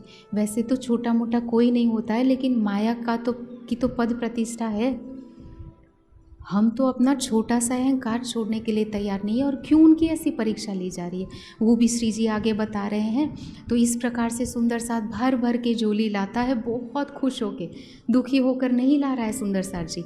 श्री राज आरोगत हेत सो, और लाता है और राज जी को बहुत प्रेम से जिमाता है और श्री जी उसको ग्रहण करते हैं। और क्या कहते हैं, एक इनकी जोरी उठाते हैं और श्री जी बोलते हैं ये कौन मांग के लाया है, ये बहुत स्वादिष्ट लग रहा है। उनको क्या स्वादिष्ट लग रहा है सुंदर साथ जी? बीक में जो बचा कुचा होता है वो देते हैं उनको। उसमें क्या स्वादिष्ट लग रहा है? प्रेम। वो प्रेम का सागर है और प्रेम का ही भूखा है। वो यहाँ का कुछ नहीं खाएगा। वो क्या खाता है? और वही ये सुंदर साथ कर रहे हैं, अपना अहंकार छोड़ के जो प्रेम से मांग के ला रहे हैं समर्पित होते हुए, वो श्री जी के दिल को स्पर्श कर रहा है और बहुत प्यार से बोल रहे हैं कि ये झोली किसकी है। प्रेम से ग्रहण करते हैं। सो बतावत अपने ये ले आया मैं। और सुंदर साथ भी इतना खुश होता है, वो रूह खड़ी होकर बोलती है श्री जी ये मैं लेकर आया हूँ। उनको इस बात की बिल्कुल भी शर्म नहीं है। अगर हमें कहा जाए कि सुंदर साथ जी हमें पैसे इकट्ठा करके लाने हैं ज्ञानपीठ के बच्चों के लिए या हमारी जागनी अभियान को, मिशन को आगे बढ़ाने के लिए, हम मांगने के लिए तो ना जाए सुंदर साथ जी। हमारे पास जो है ना वो भी हम तो देने में आनाकानी कर लेते हैं। और अगर हमारी रहनी ऐसी रही फिर सुनने का कोई मतलब नहीं रहेगा अभी तक। चाहे पूरी ज़िंदगी सुन ले, 1 महीना नहीं 12 महीना सुनेंगे और महाप्रलय तक भी रोज़ रोज़ सुनाएंगे और सुनेंगे, फिर भी कोई फ़र्क नहीं पड़ेगा जब तक रहनी में नहीं आएगी ये बात। तो अब राज जी क्या बोलते हैं, क्यों ये हो रहा है वो सुनते हैं सुंदर साथ जी। राजी होवे तिन पर बातें हंस हंस करे बनाए। बहुत प्रसन्न होकर, राजी होकर हंस हंस कर बात करते हैं श्री जी। और क्या कहते हैं, मैं अजमावत तुमको, मैं तो आप लोगों की परीक्षा ले रहा हूँ, इन मंजिलों पहुँचाए कि ये मुझे आपको इस मंजिल तक पहुँचाकर ये सब करवाकर मैं आपकी परीक्षा ले रहा हूँ। किस प्रकार से सुंदर साथ जी, हम बहुत आसानी से चौपाई पढ़ लेते हैं ना। कल भी हमने सुनी थी, रहवे निर्गुण होए के। सबसे पहले तो निर्गुण भेष धारण करवाया श्री जी ने उदयपुर में। तो इसका पहला चरण जो चौपाइयाँ हम पढ़ लेते हैं उसको कैसे जीवन में उतारना है, तो उदयपुर की बीतक से हमें पता चलता है कि रहवे निर्गुण होए के किससे कहते हैं। कि कैसे फकीरी भेष धारण करना होता है और उसका कारण क्या है, क्यों कहा गया है कि निर्गुण होकर रहना है। और आहार भी निर्गुण, अभी मंदसौर की बीतक से सिखा रहे हैं कि निर्गुण आहार क्या होता है। निर्गुण आहार मतलब सुंदर सा जी, वैसे तो देखा जाए तो अगर खीर वगैरह कुछ बनाते हैं तो वो सात्विक कहा जाता है कि दूध ही है उसमें और चावल ही और उबाला जाता है ना। लेकिन अगर हमें खीर के बगैर रहा ही ना जाए, लालच आ रही है, या हम बहुत खीर को देख के ज़्यादा खा रहे हैं, तो वो भी सात्विक नहीं रहेगा आहार। मतलब सात्विक आहार किसे कहते हैं कि हम किस भाव से, अगर हमारे मन में उस भोजन को देखकर अगर लालच आ रही है या लालचवश हम ज़्यादा खा रहे हैं, या एक बार खाने के बाद बार बार खाने का अगर हमारा मन कर रहा है, किसी भी तरह से हमारे मन में भोजन के प्रति किसी भी प्रकार की आसक्ति है, तो उसे क्या कहा जाएगा, वो फिर निर्गुण आहार नहीं रहेगा। अब सोचो सुंदर साथ जी, ये सब भिक्षा मांग रहे हैं, तो क्या सुंदर साथ के पास होगा कि नहीं नहीं आप मुझे भिक्षा में आपके घर में ये बना हो तो दो या वो बना हो तो दो। जो भी मिल रहा है उसको प्रेम से स्वीकार कर रहे हैं। और हमें भी चाहिए सुंदर साथ जी, वर्तमान समय में भी हमें जो भी मिल रहा है, जहाँ पर भी, अगर हम ज्ञानपीठ में आए या कोई भी धार्मिक संस्थान पर जाए, या कल जागने की सेवा के लिए या बीतक करने के लिए भी हम कहीं पर जा रहे हैं, तो कहीं पर भी ये फरमाइश ना करें कि हमें ये चाहिए या ये चाहिए। इसका मतलब ये नहीं कि हम तीखा मिर्च वाला या तला हुआ ये सब खा ले। सात्विक आहार जो भी मिल जाता है उसको बहुत प्रेम से ग्रहण करें और कोई भी इच्छा ना करें। और कभी कभी अगर हमें कुछ ऐसा भी भोजन मिल जाए मांसाहार के अलावा और स्वीकार करना पड़े, तो वो भी स्वीकार करना चाहिए। सरकारश्री एक बार चले गए थे किसी गरीब के घर, उसके पास कुछ नहीं था और घर में खाने का भी कुछ नहीं था। 2 दिन की पहले की रोटी थी, वो रोज़ टुकड़ा खा खा के अपना पेट पालते थे। उस घर में चले गए, उसने वो रोटी दी, मानिक काका जो है बड़ौदा के, वो भी सरकारश्री के साथ में थे, उन्होंने मुझे सुनाया था। वो बहुत प्यार से वो रोटी खाते, बोल रहे हैं कि वो रोटी खाते खाते ऐसा था कि मुख में अगर कहीं आड़ी टेढ़ी चली जाए तो खून निकल जाए, वो इतने प्यार से उन्होंने ग्रहण किया।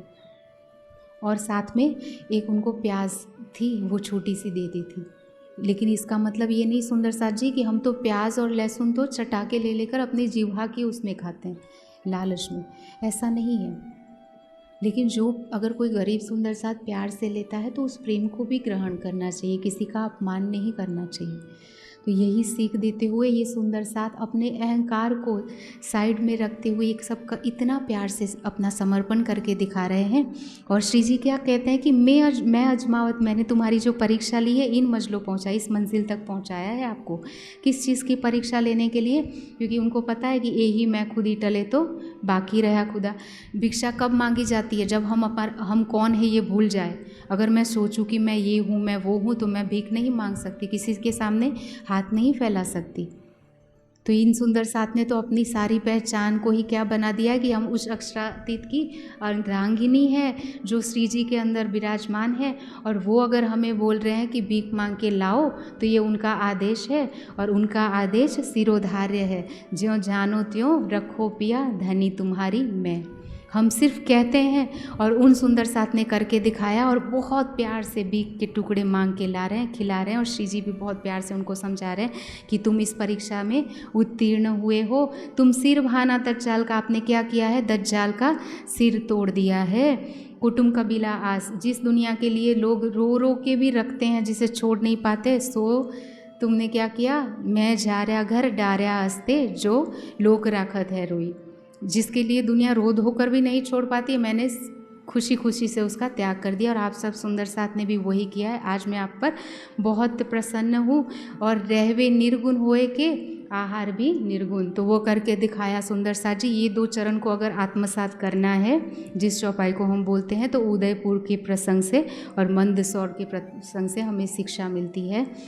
अब क्या हुआ कि बाई जी राज महारानी जी हुए ना, वो क्या करे, हज़ारों के सुंदर साथ संख्या में सुंदर साथ है, सारे झोली लेकर आ रहे हैं, उसको इकट्ठा करना है, सब सुंदर साथ को एक समान रूप से परोसना है। इसकी सेवा कौन कर रही है? बाईजू महारानी हमारी ये सेवा कर रही है। इसीलिए तो अभी भी वहाँ पर हम जाते हैं और मत्था टेकते हैं। क्यों मत्था टेकते हैं? माया की इच्छाओं के लिए नहीं सुंदर साथ जी, उनके सामने हम नतमस्तक इसलिए हो कि कैसा समर्पण करके उन्होंने दिखाया है उस रूह ने, अमलावती की आत्मा ने, कि वो परम धाम में तो राज्य की अंगना थी और यहाँ पे भी सिर्फ राज्य की अंगना बनी, फूलबाई के तन में भी और तेज कुंवरी के भी तन में भी। अब क्या हुआ? हेत एक दूजे को सेव ही, सुंदर साथ बहुत प्यार से एक दूसरे को भोजन करवाता है, हर भांत कर चित्त, और चित्त से, दिल से, ऐसा नहीं कि ऊपर अनमने ढंग से करवा रहा है। हेत करे मिनो मिने, आपस में इतना प्यार कर रहे हैं। हम तो सोचे ना सुंदर साथ जी, जब तक स्थिति हमारे अनुकूल है हम प्रेम की बात करते हैं, आत्मिक रिश्ते की बात करते हैं। अगर हमारा पड़ोसी कोई सुंदर साथ हो जिसको पैसों की आवश्यकता हो जाए, उसको नुकसान हो गया, घाटा हो गया, तो हम उससे दूरी बना लेते कि कहीं आ ना जाए या फ़ोन ही ना कर दे, देना पड़ जाएगा। हमारी वाणी हमें कहती है कि मोमिन रखे मोमिन सो तन मन अपना माल, सो अरवा नहीं अर्श की ना तीन सिर नूर जमाल। कि अगर कोई मोमिन अपना तन मन और माल अपने दूसरे सुंदर साथ से अलग रखता है तो वो निश्चित कर ले कि वो मोमिन नहीं है और ना ही मैं उसके सिर पर खड़ा हूँ। और हम सिर्फ आत्मिक रिश्ते की बात करते हैं, लेकिन हम पालते सिर्फ और सिर्फ लौकिक रिश्ते को है। वही हमारे लौकिक भाई बहन को कोई नुकसान हो जाए तो हम पतियों से झगड़ा करके भी लेकर जाएंगे पैसे, और पति पत्नियों से झगड़ा करके भी देंगे। लेकिन ज्ञानपीठ में आवश्यकता हो या और कहीं हमारे जागनी मिशन में आवश्यकता हो तो हम कितना समर्पण करते हैं सुंदर साथ जी। तो हमारी सारी सिर्फ जो कुछ भी कहनी है ना वो सिर्फ बातों में है। इसीलिए हम कल भी सुन रहे थे, आज भी सुन रहे हैं, और अगर सुधार नहीं हुआ तो आने वाले कल में भी सुनते ही रहेंगे। और परम धाम में जाके भी ऐसी रहनी होगी तो वहाँ पे भी सिर नीचा करके सुनना ही पड़ेगा सुंदर साथ जी। तो अब क्या हुआ, ये प्रसंग हुआ मंदसौर का, और उस समय मुकुंद दास जी जो थे उनको दूधलाई से ही श्री जी ने भेज दिया था। जब श्री जी रामनगर के लिए निकले यहाँ आने के लिए, तो मंदसौर आने के लिए, तो मुकुंदास जी ने श्री जी ने भेज दिया था कि आप जाओ औरंगाबाद राजा भाव सिंह के पास और वहाँ जाकर देखो कि वो जीवता है, मतलब उसके अंदर कुछ है अंकुर, या वो ईमान लेकर आता है। क्योंकि राजाओं को भी तो जगाना है ना, किसी राजा को खड़ा करके औरंगजेब को के सामने लड़ना है, क्योंकि उनको कुरान से पता चल गया कि उसको कोई राज सत्ता ही चुनौती दे सकती है और उसके घमंड को ध्वस्त कर सकती है। तो उन्होंने मुकुंदास जी को वहाँ भेज दिया था। तो मुकुंदास जी को यहाँ भीख के टुकड़े नहीं मांगने पड़े, और मुकुंदास जी उन 12 मोमिनों में भी नहीं थे जहाँ पे पिटाई हुई, और उनके मन में थोड़ा बहुत मन मुटाव भी था। तभी तो वो श्री जी को पूछने लगे थे कि श्री जी आपने कहीं ये जल्दबाजी करके गलती तो नहीं कर दी कि आप वहाँ पे आपने भेज दिया औरंगजेब के दरबार में, और सुंदर साथ को तो इसके कारण मार खाना पड़ा, दुख उठाना पड़ा। तो इसीलिए श्री जी ने उनको भेजा था। क्यों भेजा था और वहाँ पे क्या होगा वो देखते हैं सुंदर साथ जी।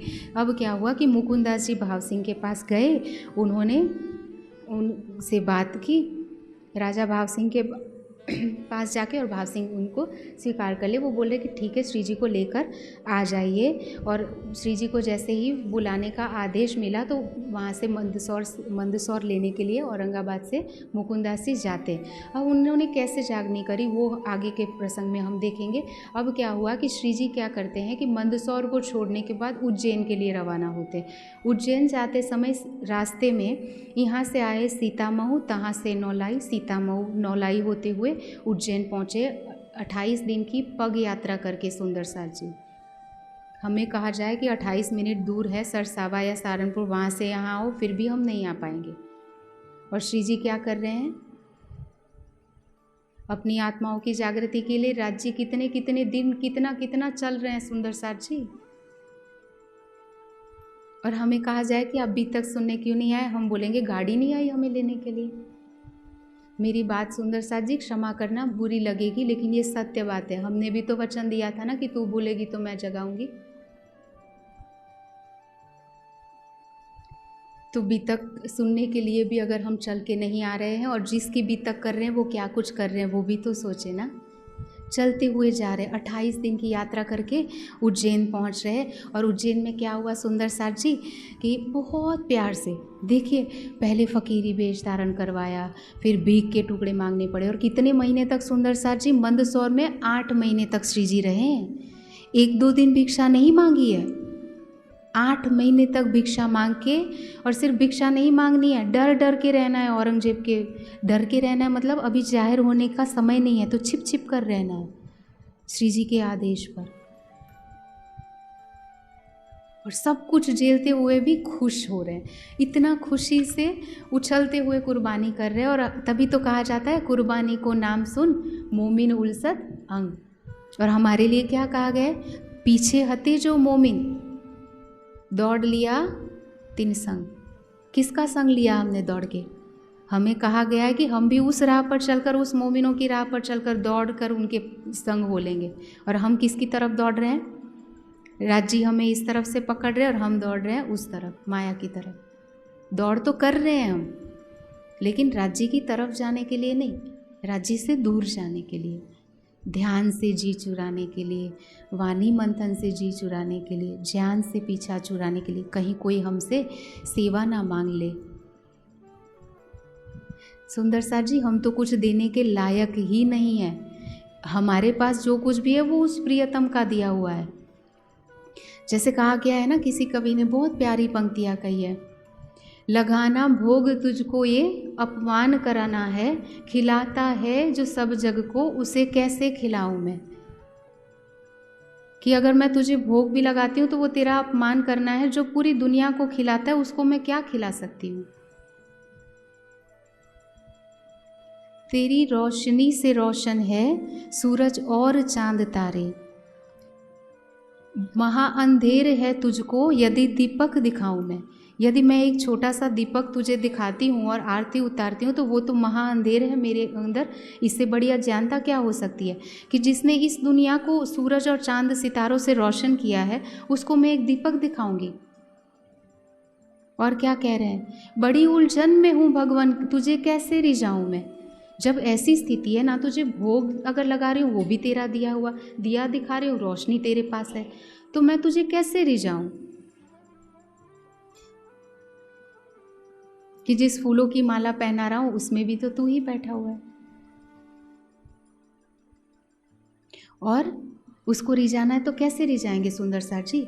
अगर हम किसी के घर जाए, मान लो कि जन्मदिन पे या किसी और प्रसंग पे गए हो, शादी ब्याह में, और उनको कहे कि जब कुछ देने की बात आए हम उसी की दी हुई चीज़ को उसको लौटाए तो कैसा लगेगा। दोबारा से हम उसको बुलाएंगे नहीं, या वो हमें नहीं बुलाएगा। हम भी तो वही कर रहे हैं। हमें भोजन किसने दिया, निवास किसने दिया, हमारा गुजारा उसके दम पर चल रहा है। हमें ये सांस कौन दे रहा है, हमें ये सांस प्राण वायु कौन दे रहा है, ऑक्सीजन कौन दे रहा है, सारा कुछ तो उसका दिया हुआ है। हमें तो इतना भी दम नहीं है कि हम अपने आप सांस भी ले सके, तो हम उसको क्या दे सकते हैं। हाँ, एक चीज़ हमने इस संसार में आके कमाई हुई है जो हम उसको दे सकते हैं, जो हम में कूट कूट कर भरी हुई है, और वही धनी मांग रहे हैं। यही मैं खुद ही टले तो बाकी रहा अहंकार ही तो कमाया। सुंदर साथ जी, हमने इस माया में आकर वहाँ पे भी हमने अपना अलग अस्तित्व खड़ा किया था। परम धाम में हमने राज जी को क्या कहा था, आपका इश्क, हम तो 12,000 है ना, तो हमारा इश्क बड़ा है ना। मैं हक अरश में जुदा जानती ल्यावती शब्द में वर्णन, मैं शब्दों में वर्णन लाती थी और राज्य को खुद से अलग मानती थी। इसीलिए तो यहाँ पे आए कि हम दो नहीं एक है जानने के लिए, और यहाँ आके तो हम अनेक हो गए। वहाँ पे हम ब्रह्मात्माएं तो एक थी, यहाँ तो हम भी झूठों में बट गई है। इस स्थिति में कैसे जागनी हो पाएगी सुंदर साथ जी। और इस स्थिति में बीतक को पढ़ने का भी कोई मतलब है, हमें उसको आत्मसात करना है। लेकिन इससे डरने की भी आवश्यकता नहीं है कि, क्योंकि वाणी क्या कहती है, पंथ होवे कोट कलप प्रेम पहुंचावे मिने पलक। वो प्रियतम इतना प्यारा है कि उसको प्रेम से एक बार पुकार लो वो सामने आ जाएगा। लेकिन वो प्रेम की पुकार निकालने के लिए तो माया को पीठ देनी पड़ेगी।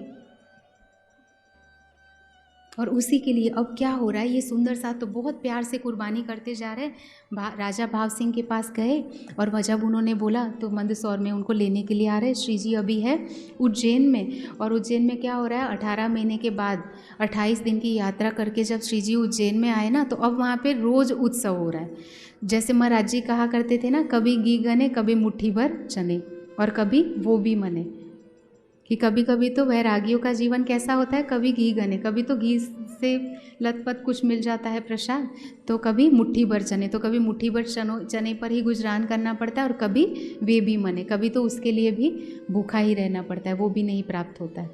तो इसी प्रकार से 8 महीने तक तो ऐसे गुजरान किया सुंदर साथ ने। और अब श्री जी 22 दिन तक उज्जैन में रहते हैं। अलग अलग सुंदर साथ उनको बुलाते हैं, अपने घर पे पधराते हैं और बहुत प्यार से जिमाते हैं। तो वहाँ पे ज्ञान की चर्चा का भी उत्सव चल रहा है, जागने का भंडारा भी चल रहा है, आत्मा का आहार भी चल रहा है और शरीर का आहार भी चल रहा है। लेकिन सुंदर साथ ना तो वहाँ पर भीख मांग के दुखी थे और ना ही ये हलवा पूरी खा के खुश हो रहे। उनके लिए तो खुशी क्या कहाँ है, सीता के लिए अयोध्या कहाँ है, जहाँ उसके राम के चरण कमल है। और रूहों के लिए शांति कहाँ पे होगी, उसकी खुशी कहाँ पे है, अपने प्रियतम अक्षातीत के चरणों में। जिससे वो प्यार करती है वो प्रियतम उसके पल पल साथ में है, शरीर से भी प्रत्यक्ष रूप से भी उसी में वो खुश है। उसकी खुशी का कोई ठिकाना ही नहीं है। यहाँ पर 22 दिन तक श्री जी रहते हैं और उसके बाद 23वें दिन नोलाई जाते हैं और वहाँ से नुनेरे जाते हुए श्री जी अब पहुँचेंगे औरंगाबाद। और क्या होता है, औरंगाबाद जब श्री जी यहाँ पर थे तो औरंगाबाद में क्या बीतक हुई, कैसे मुकुंदास जी ने भाव सिंह राजा की आत्मा को जागृत किया, या कैसे उन्होंने श्री जी को बुलाया, वो प्रसंग आ रहा है कि जब श्री जी दुधलाई में थे उन्होंने मुकुंदास जी को भेज दिया सुंदर साथ जी, और मुकुंदास जी अब गए हैं खीमाई भाई, वल्लभ भाई और केशवदास जी, इन 4 सुंदर साथ के साथ औरंगाबाद राजा भाव सिंह को जागृत करने के लिए, देखने के लिए कि उनमें अंकुर है यानी, उनके साथ धर्म चर्चा करने के लिए। जैसे वहाँ पहुँचते हैं तो वहाँ पे एक वहाँ का जो राजगुरु होता है उसको पता चल जाता है, ऐसे ही तो जा नहीं सकते। तो मुकुंदास जी ने क्या किया था, सुंदर साथ जी की भीख मांगी वहाँ पर। अभी मैंने कहा था ना मुकुंदास जी की भीख बाकी रह गई है मांगनी, और श्री जी तो सब पर एक समान मेहर करेंगे ना। ऐसा नहीं कि कुछ सुंदर साथ का अहंकार उन्होंने ले लिया और कुछ का नहीं। जो उनके चरणों में आए हैं उनको तो वो साफ करेंगे, चाहे हम हंस के फकीरी भेष धारण करें या रो के, चाहे हम हंसते हुए सात्विक आहार करें या रो के, लेकिन करना तो पड़ेगा। और राज्य करवाएंगे, क्योंकि राज्य वाणी में क्या कहते हैं, क्यों न छोड़े माया हमको, और हम भी छोड़ी न जाए।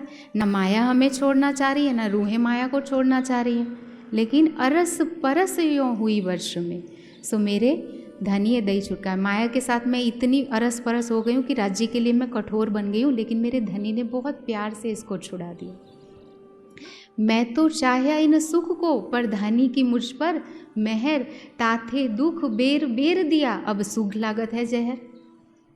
है ना, हम तो कभी कोई मांगता है कि राज्य हमें दुख दो, हम तो सुख ही चाहते हैं। लेकिन जब साहेब संकुल हो ही तो दुख होवे तीन। जब हमारे प्रियतम खुश हो जाते हैं तो हमें दुख देते हैं, और उस दुख से हम क्या कहते हैं, अरे नहीं नहीं, अभी हमने विरह के पाठ सुने ना, हम या तो विरह के पाठ करने लग जाते हैं। जिस प्रकार का दुख है, अगर छोटा है तो विरह के पाठ कर लो, थोड़ा बड़ा है तो मेहर सागर के पाठ कर लो, उससे थोड़ा बड़ा है तो गोटा पारायण करवा लो, उससे भी थोड़ा बड़ा दुख है तो क्या करो, अखंड पारायण करवा लो। राज्य को जाके हम परम धाम में बोलेंगे कि हमने कैसे आपको रिझाया राज्य। माया की इच्छाओं के लिए इस ब्रह्मवाणी के पाठ करके प्रयोग करना, हमें तो दुनिया को सिखाना था कि मंत्र से के जपने से कुछ नहीं होता, उसमें जो ज्ञान होता है उसको जीवन में उतारने से फ़र्क पड़ेगा। अगर मैं आपको दवाई देकर बोलूँ कि आप आओ मेरे पास की बुखार है, मैं आपको दवाई दूँ और आप दवाई लो ही ना, उसको कपड़े में लपेट दो, मंदिर में रख दो, रोज़ उसकी आरती पूजा करो, भोग लगाओ, दवाई नहीं ले रहे हो तो, और हाँ पढ़ लेते हो रोज़ के, सुबह 1 चम्मच, दोपहर को 1 चम्मच, शाम को 1 चम्मच लेनी है, लेते नहीं हो, उससे कुछ होगा? जब हमें इतना पता चलता है दुनिया का रोग दूर करने के लिए दवाई लेनी पड़ेगी, तो हमें जो ये रोग लगा हुआ है, आत्म रोग बुरो लगियो, या को दारू ना मिले तभी, ना तो इसकी दवा है इस ब्रह्मांड में और ना ही इसका कोई इलाज करने वाला डॉक्टर था। अब हमारे प्रियतम इस माया के विकार को दूर करने की दवाई लेकर आया इस भवसागर से पार होने की। हम उसको पीते हैं ना, हमने तो उस बोतल को संभाल के रखा हुआ है कि ना हम पढ़े ना और कोई पढ़ ले, ख़त्म ना हो जाए दवाई कहीं। तो जैसे श्री जी ने भेजा है ना औरंगाबाद की, जाके देखो वो जीवता है या नहीं, वैसे देखना पड़ता है ना कि सुंदर साथ सिर्फ बैठे हैं या सुन रहे हैं ना। तो क्या हुआ कि अभी जो बात चल रही थी कि वाणी जो है उसको कपड़े में लपेट के रखने से कुछ नहीं होगा, उसको जीवन में उतारना है और उसको जीवन में जैसे जैसे उतारते जाएंगे वचने कामस धोई काढ़िए। हमारे जो विकार है ना माया के, जीव के संस्कार है, वो साफ होते जाएंगे और जैसे जैसे निर्मलता आती जाएगी वैसे वैसे ही कल मैंने बताया था ना कि जैसे जैसे वो पर्दा साफ होता जाएगा, ग्लास साफ होता जाएगा, वैसे वैसे ही प्रियतम की छवि हमारे नज़रों के सामने आ जाएगी। और जैसे ही वो प्रेम का स्वरूप सामने आ जाएगा हमें हमारी सारी याद आ जाएगी। और नींद, जैसे नींद में हम स्वप्न देख रहे तो दुखी होते हैं ना, और जब पता चल जाता है कि अरे मैं तो सोई हुई हूँ, ये तो स्वप्न है, मेरा असल शरीर तो और कहीं पे है। अभी हमें ज्ञान से पता है लेकिन अनुभव से तो नहीं पता है। तो अब क्या होगा, जब राज्य सामने आ जाएंगे, परम धाम दिख जाएगा, फिर हम रोएंगे इन छोटी छोटी चीज़ों के लिए। अगर मेरी प्रधानमंत्री से दोस्ती हो तो मैं छोटे मोटे दोस्तों के नाराज़ होने की परवाह करूँगी? तो अगर वो अक्षरातीत प्रियतम मेरा आशिक हो फिर उसके प्रेम के अलावा मुझे कुछ दिखेगा? अगर मजनू को लैला के अलावा कुछ नहीं दिख रहा है, श्री फरहाद को एक दूसरे के अलावा कुछ नहीं दिख रहा है, तो हमें भी उस प्रियतम के अलावा रूह को कुछ दिखेगा जब आत्मा जागृत हो जाएगी तो इसीलिए सुंदर सार जी बीतक में बताए गए मार्ग पर चलते हुए हमें रहवे निर्गुण होए के और आहार भी निर्गुण को आत्मसात करते हुए आगे बढ़ना है। अब हम सुनते हैं सुंदर सार जी कि मुकुंदास जी ने सोचा कि अब राजा है ना, ऐसे ही थोड़ी ना चल के मिल सकते हैं, तो उनके लिए कुछ लेकर जाता हूँ। तो उन्होंने भागवत के प्रश्न कुछ थे वो लिखे और उसको कैसे देंगे, तो वहाँ से पैसे मांगे, उन्होंने भीख मांगी। भीख मांग के कुछ पैसे एकत्रित हुए तो उसमें से एक रेशमी वस्त्र की झोली बना ली, उसमें कुछ प्रसाद रखा उस पैसों से और उसमें क्या किया, वो चिट्ठी रख के प्रश्न की राजा को उसने सोचा कि मैं मिल लूँगा ऐसे करके। अब वो जा रहे थे, लेकिन जब वो ये कर रहे थे ना, भिक्षा मांग रहे थे और बीच में किसी सुंदर साथ के साथ या अन्य लोगों के साथ उनकी बात हो रही थी, वाणी से चर्चा हो रही थी, तो ये बात का पता उनके राजगुरु को हो गया, जो उनका नाम था महंत रामदास। अब वो राजगुरु को पता चला तो पंडित थे, जैसे हमने कल देखा था ना ब्राह्मण कैसे होते हैं, जो भृगु के वंशज है, ब्रह्मा जी के वंशज है, जो वो यज्ञ करने वाले ऋषिश्वरों के वंशज है ना, कुछ सिर्फ नाम मात्र के ब्राह्मण है, जन्म से ब्राह्मण है। तो उन्होंने क्या किया कि मिलाप मुकुंदास को पहुंचाया नाले पर। उन्होंने क्या किया, बाजार में मिले और उसको बोला मार मार के मुकुंदास जी को और उनके साथियों को भगा दिया वहाँ से, और नाले के पार, नदी के उस पार पहुंचा दिया कि वापस अगर दिखा तो क्या बोल रहे हैं, हम मारेंगे, फिर अगर दोबारा से आया तो दोबारा से मारूंगा, राजा से मिलने की बात भी मत करना। क्योंकि उन्होंने अपने ज्ञान के चंगुल में फंसा के रखा हुआ है आडंबरों में। उनको तो वहाँ से पैसे मिलते, अगर सत्य ज्ञान का पता चल गया तो उनकी तो आजीविका खत्म हो जाएगी, इसीलिए वो उन्होंने ऐसे किया। और हम मारे दूसरी बेर, अगर दोबारा से आया तो दोबारा भी ऐसे पीट पीट के भेजूंगा वहाँ से। अब क्या हुआ, दर्द तो कर रहा है, मार तो पड़ी थी उनको, लेकिन करे क्या, शर्म भी आ रही है कि श्री जी को कौन सा मुख दिखाऊंगा। मैं श्री जी को बोलने गया था कि श्री जी आपने ये 12 मोमिनों को भेजा, कोई मार खा के जब वापस आए सुंदर साथ जी, तब श्री जी के ऊपर भी मेरे मन में संशय आ गया था, और उन सुंदर साथ के वापस आने के बाद मेरे मन में थोड़ा बहुत मन मोटा उनके लिए भी था। अब अगर मैं इस मार से डर के, वो सुंदर साथ तो मुगल सल्तनत को चुनौती देकर आ गए, मार खा के भी वापस नहीं आए, मैं कैसे जा सकता हूँ। तो उन्होंने बीतक के उस घटनाक्रम से शिक्षा लेते हुए मुकुंदास जी भी बिल्कुल भी पीछे नहीं हटे, क्योंकि ऐसी ब्रह्मात्माओं के लिए तो कहा गया है सुंदर साथ जी की, आकिन ना छूटे सुहागनी जो पड़े कई खोट विगन। सुहागिन आत्मा जो होती है वो चाहे कितना भी कुछ हो जाए, उसका धनी से ईमान हिलता नहीं है। हाँ, हमारी बात अलग है कि हमें माया के कष्ट आ जाते हैं तो हम कभी किसी देवता के पास, कभी किसी देवता के पास जाते हैं, या फिर राज्य के पास भी पाठ करके उनको भी मनाने का प्रयास करते हैं, वो तो हमारी जागृत बुद्धि का काम है। ये सारा हमें कौन करवा रहा है, स्वप्न की बुद्धि। और माया के विकार। और ऐसा क्यों हो रहा है? क्योंकि हमारे पास जो ज्ञान रूपी दवाई है उसको हम रोज़ ले नहीं रहे हैं। हमारे पास आत्मा के आहार देने के लिए जो ध्यान रूपी निधि हमको श्री जी ने दिखाई है ना, हम वो कर रहे हैं, इसीलिए माया हम पे हावी हो जाती है। अब क्या हुआ सुंदर साथ जी कि मुकुंदास जी ऐसे बिल्कुल भी नहीं है, उन्होंने पीछे हट नहीं की। उन्होंने तो सिर्फ सुन रखा था ना, मोमिनों ने ऐसे औरंगजेब को हिलाया हुआ है, तो वो कैसे वापस जा सकते? उन्होंने उसी प्रसंग से प्रेरणा लेते हुए डटे रहे। और उन्होंने क्या किया कि जब छानबीन की तो पता चला कि राजा वहाँ एक देवी का मंदिर है, वहाँ रोज जाते हैं, तो वो ना छिप कर वहाँ पर बैठ गए, जहाँ राजा परिक्रमा करता है ना, वहाँ पर बैठ गए। और जैसे ही राजा आया तो वो झोली उनको दे दी, और वो थे फकीरी वेश में। तो जब फकीरी वेश में राजा के सामने वो गए तो राजा ने उसको सिरोधार्य करते हुए, नमन करते हुए जो झोली थी वो अपने पास ली। और जैसे ही और उनको पता चला कि इस तरह से इसमें प्रश्न या चिट्ठी है, तो मुकुंदास जी को भी बुलवा लिया।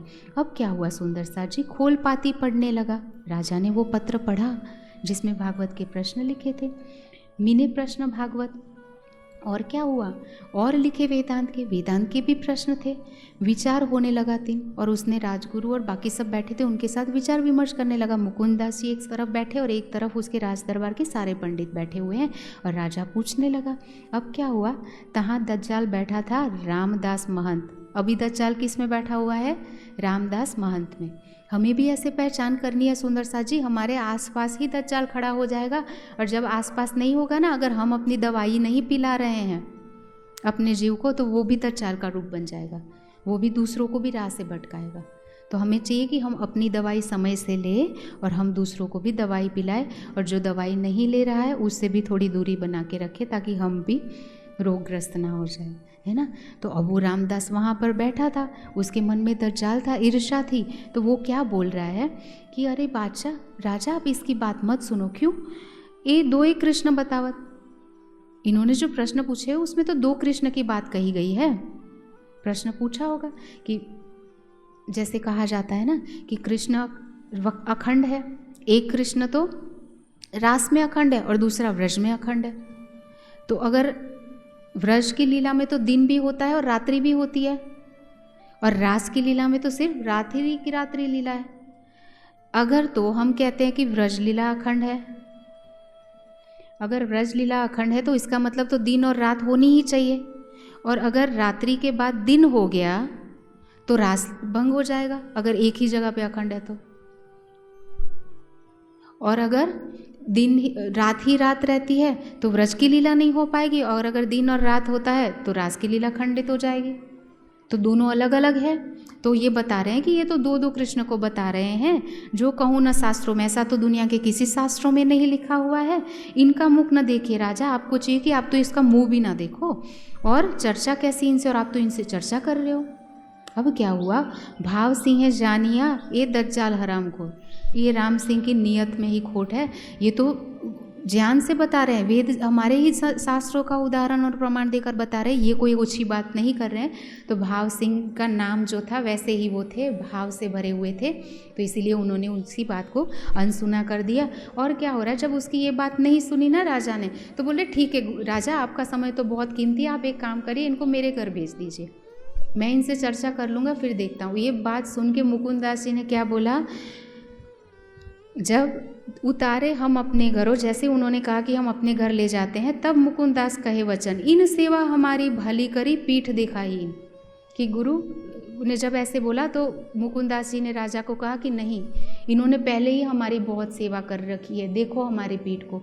जैसे ही उन्होंने वस्त्र उतारे तो पूरा उनको मार मार के पीठ के जो निशान हो गए थे वो देखा राजा ने।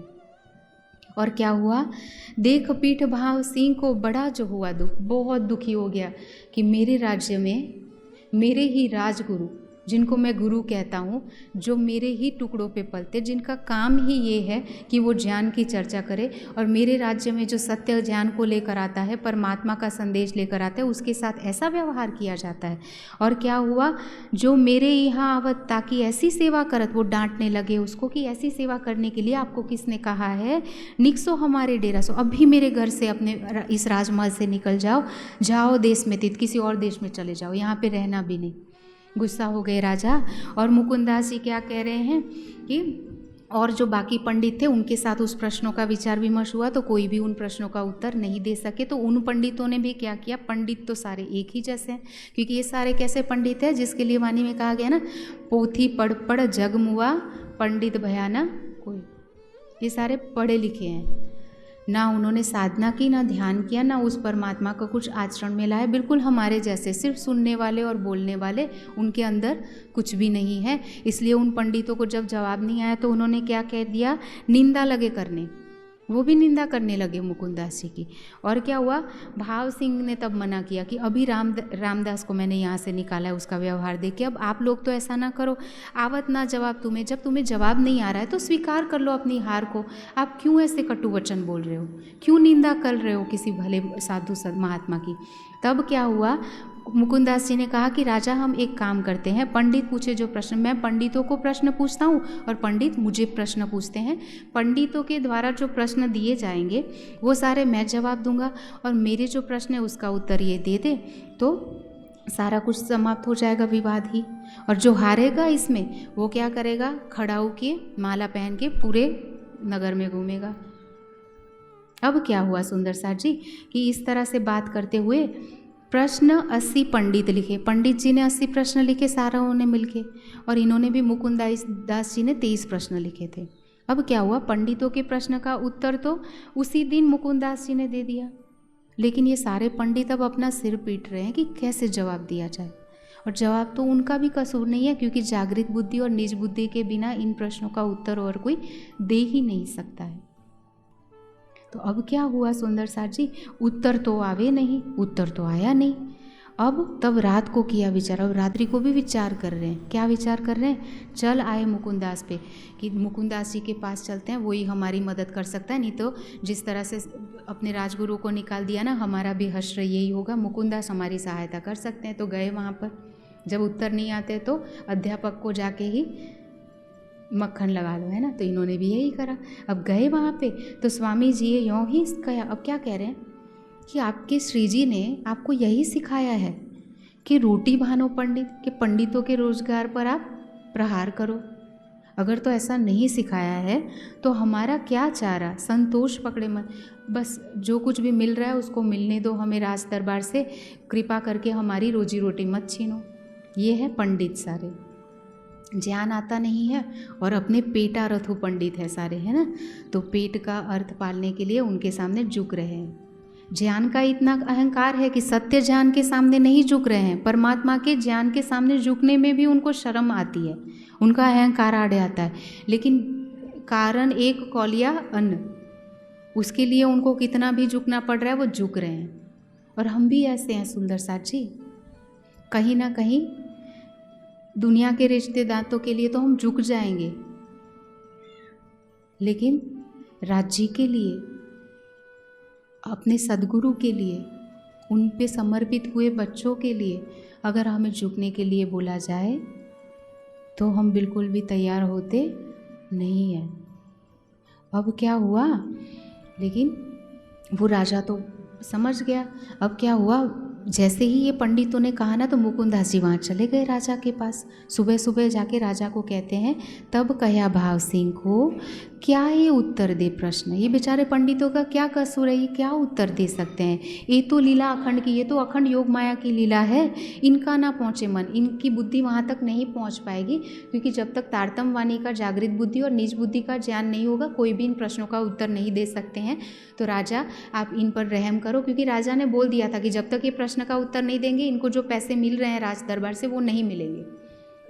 इसीलिए ये पंडित दुखी होके, उनका तो गुजरान और तो कुछ करते नहीं थे, इसी पे चलता था, तो जाके मुकुंदास जी से बोला, तो मुकुंदास जी क्योंकि मोमिन दिल कोमल कहा तो अर्श पाया खिताब, तो उसका दिल तो कोमल है। जाके राजा से जब समझाते हैं तो राजा ने कहा तब आधा रोज छे किया, आधे का हुआ हुक्म, कि अगर चलो आप बोलते हो तो आधा रोजगार मिलेगा, बाकी इन पंडों का मैं मुख भी नहीं देखना चाहता हूँ। अब क्या हुआ, दिन दूसरे तीसरे नीके दिए कान, 2-3 दिन तक अब वाणी चर्चा सुनी उन्होंने मुकुंदास जी के मुख से, राजा भाव सिंह ने, और तारतम नीके सुनिया। तारतम से उनको श्री जी के स्वरूप की पहचान हो गई और उन्होंने श्री जी को कहा कि जल्दी से बुला कर लेकर आओ, अब मैं उनको मिलना चाह रहा हूँ। बुलाए बुलाओ श्री जी साहेब जी को, असवारी ले तुम, और पैदल मत लेकर आना, असवारी लेकर जाओ, यहाँ से घोड़े और हाथियों को लेकर जाना।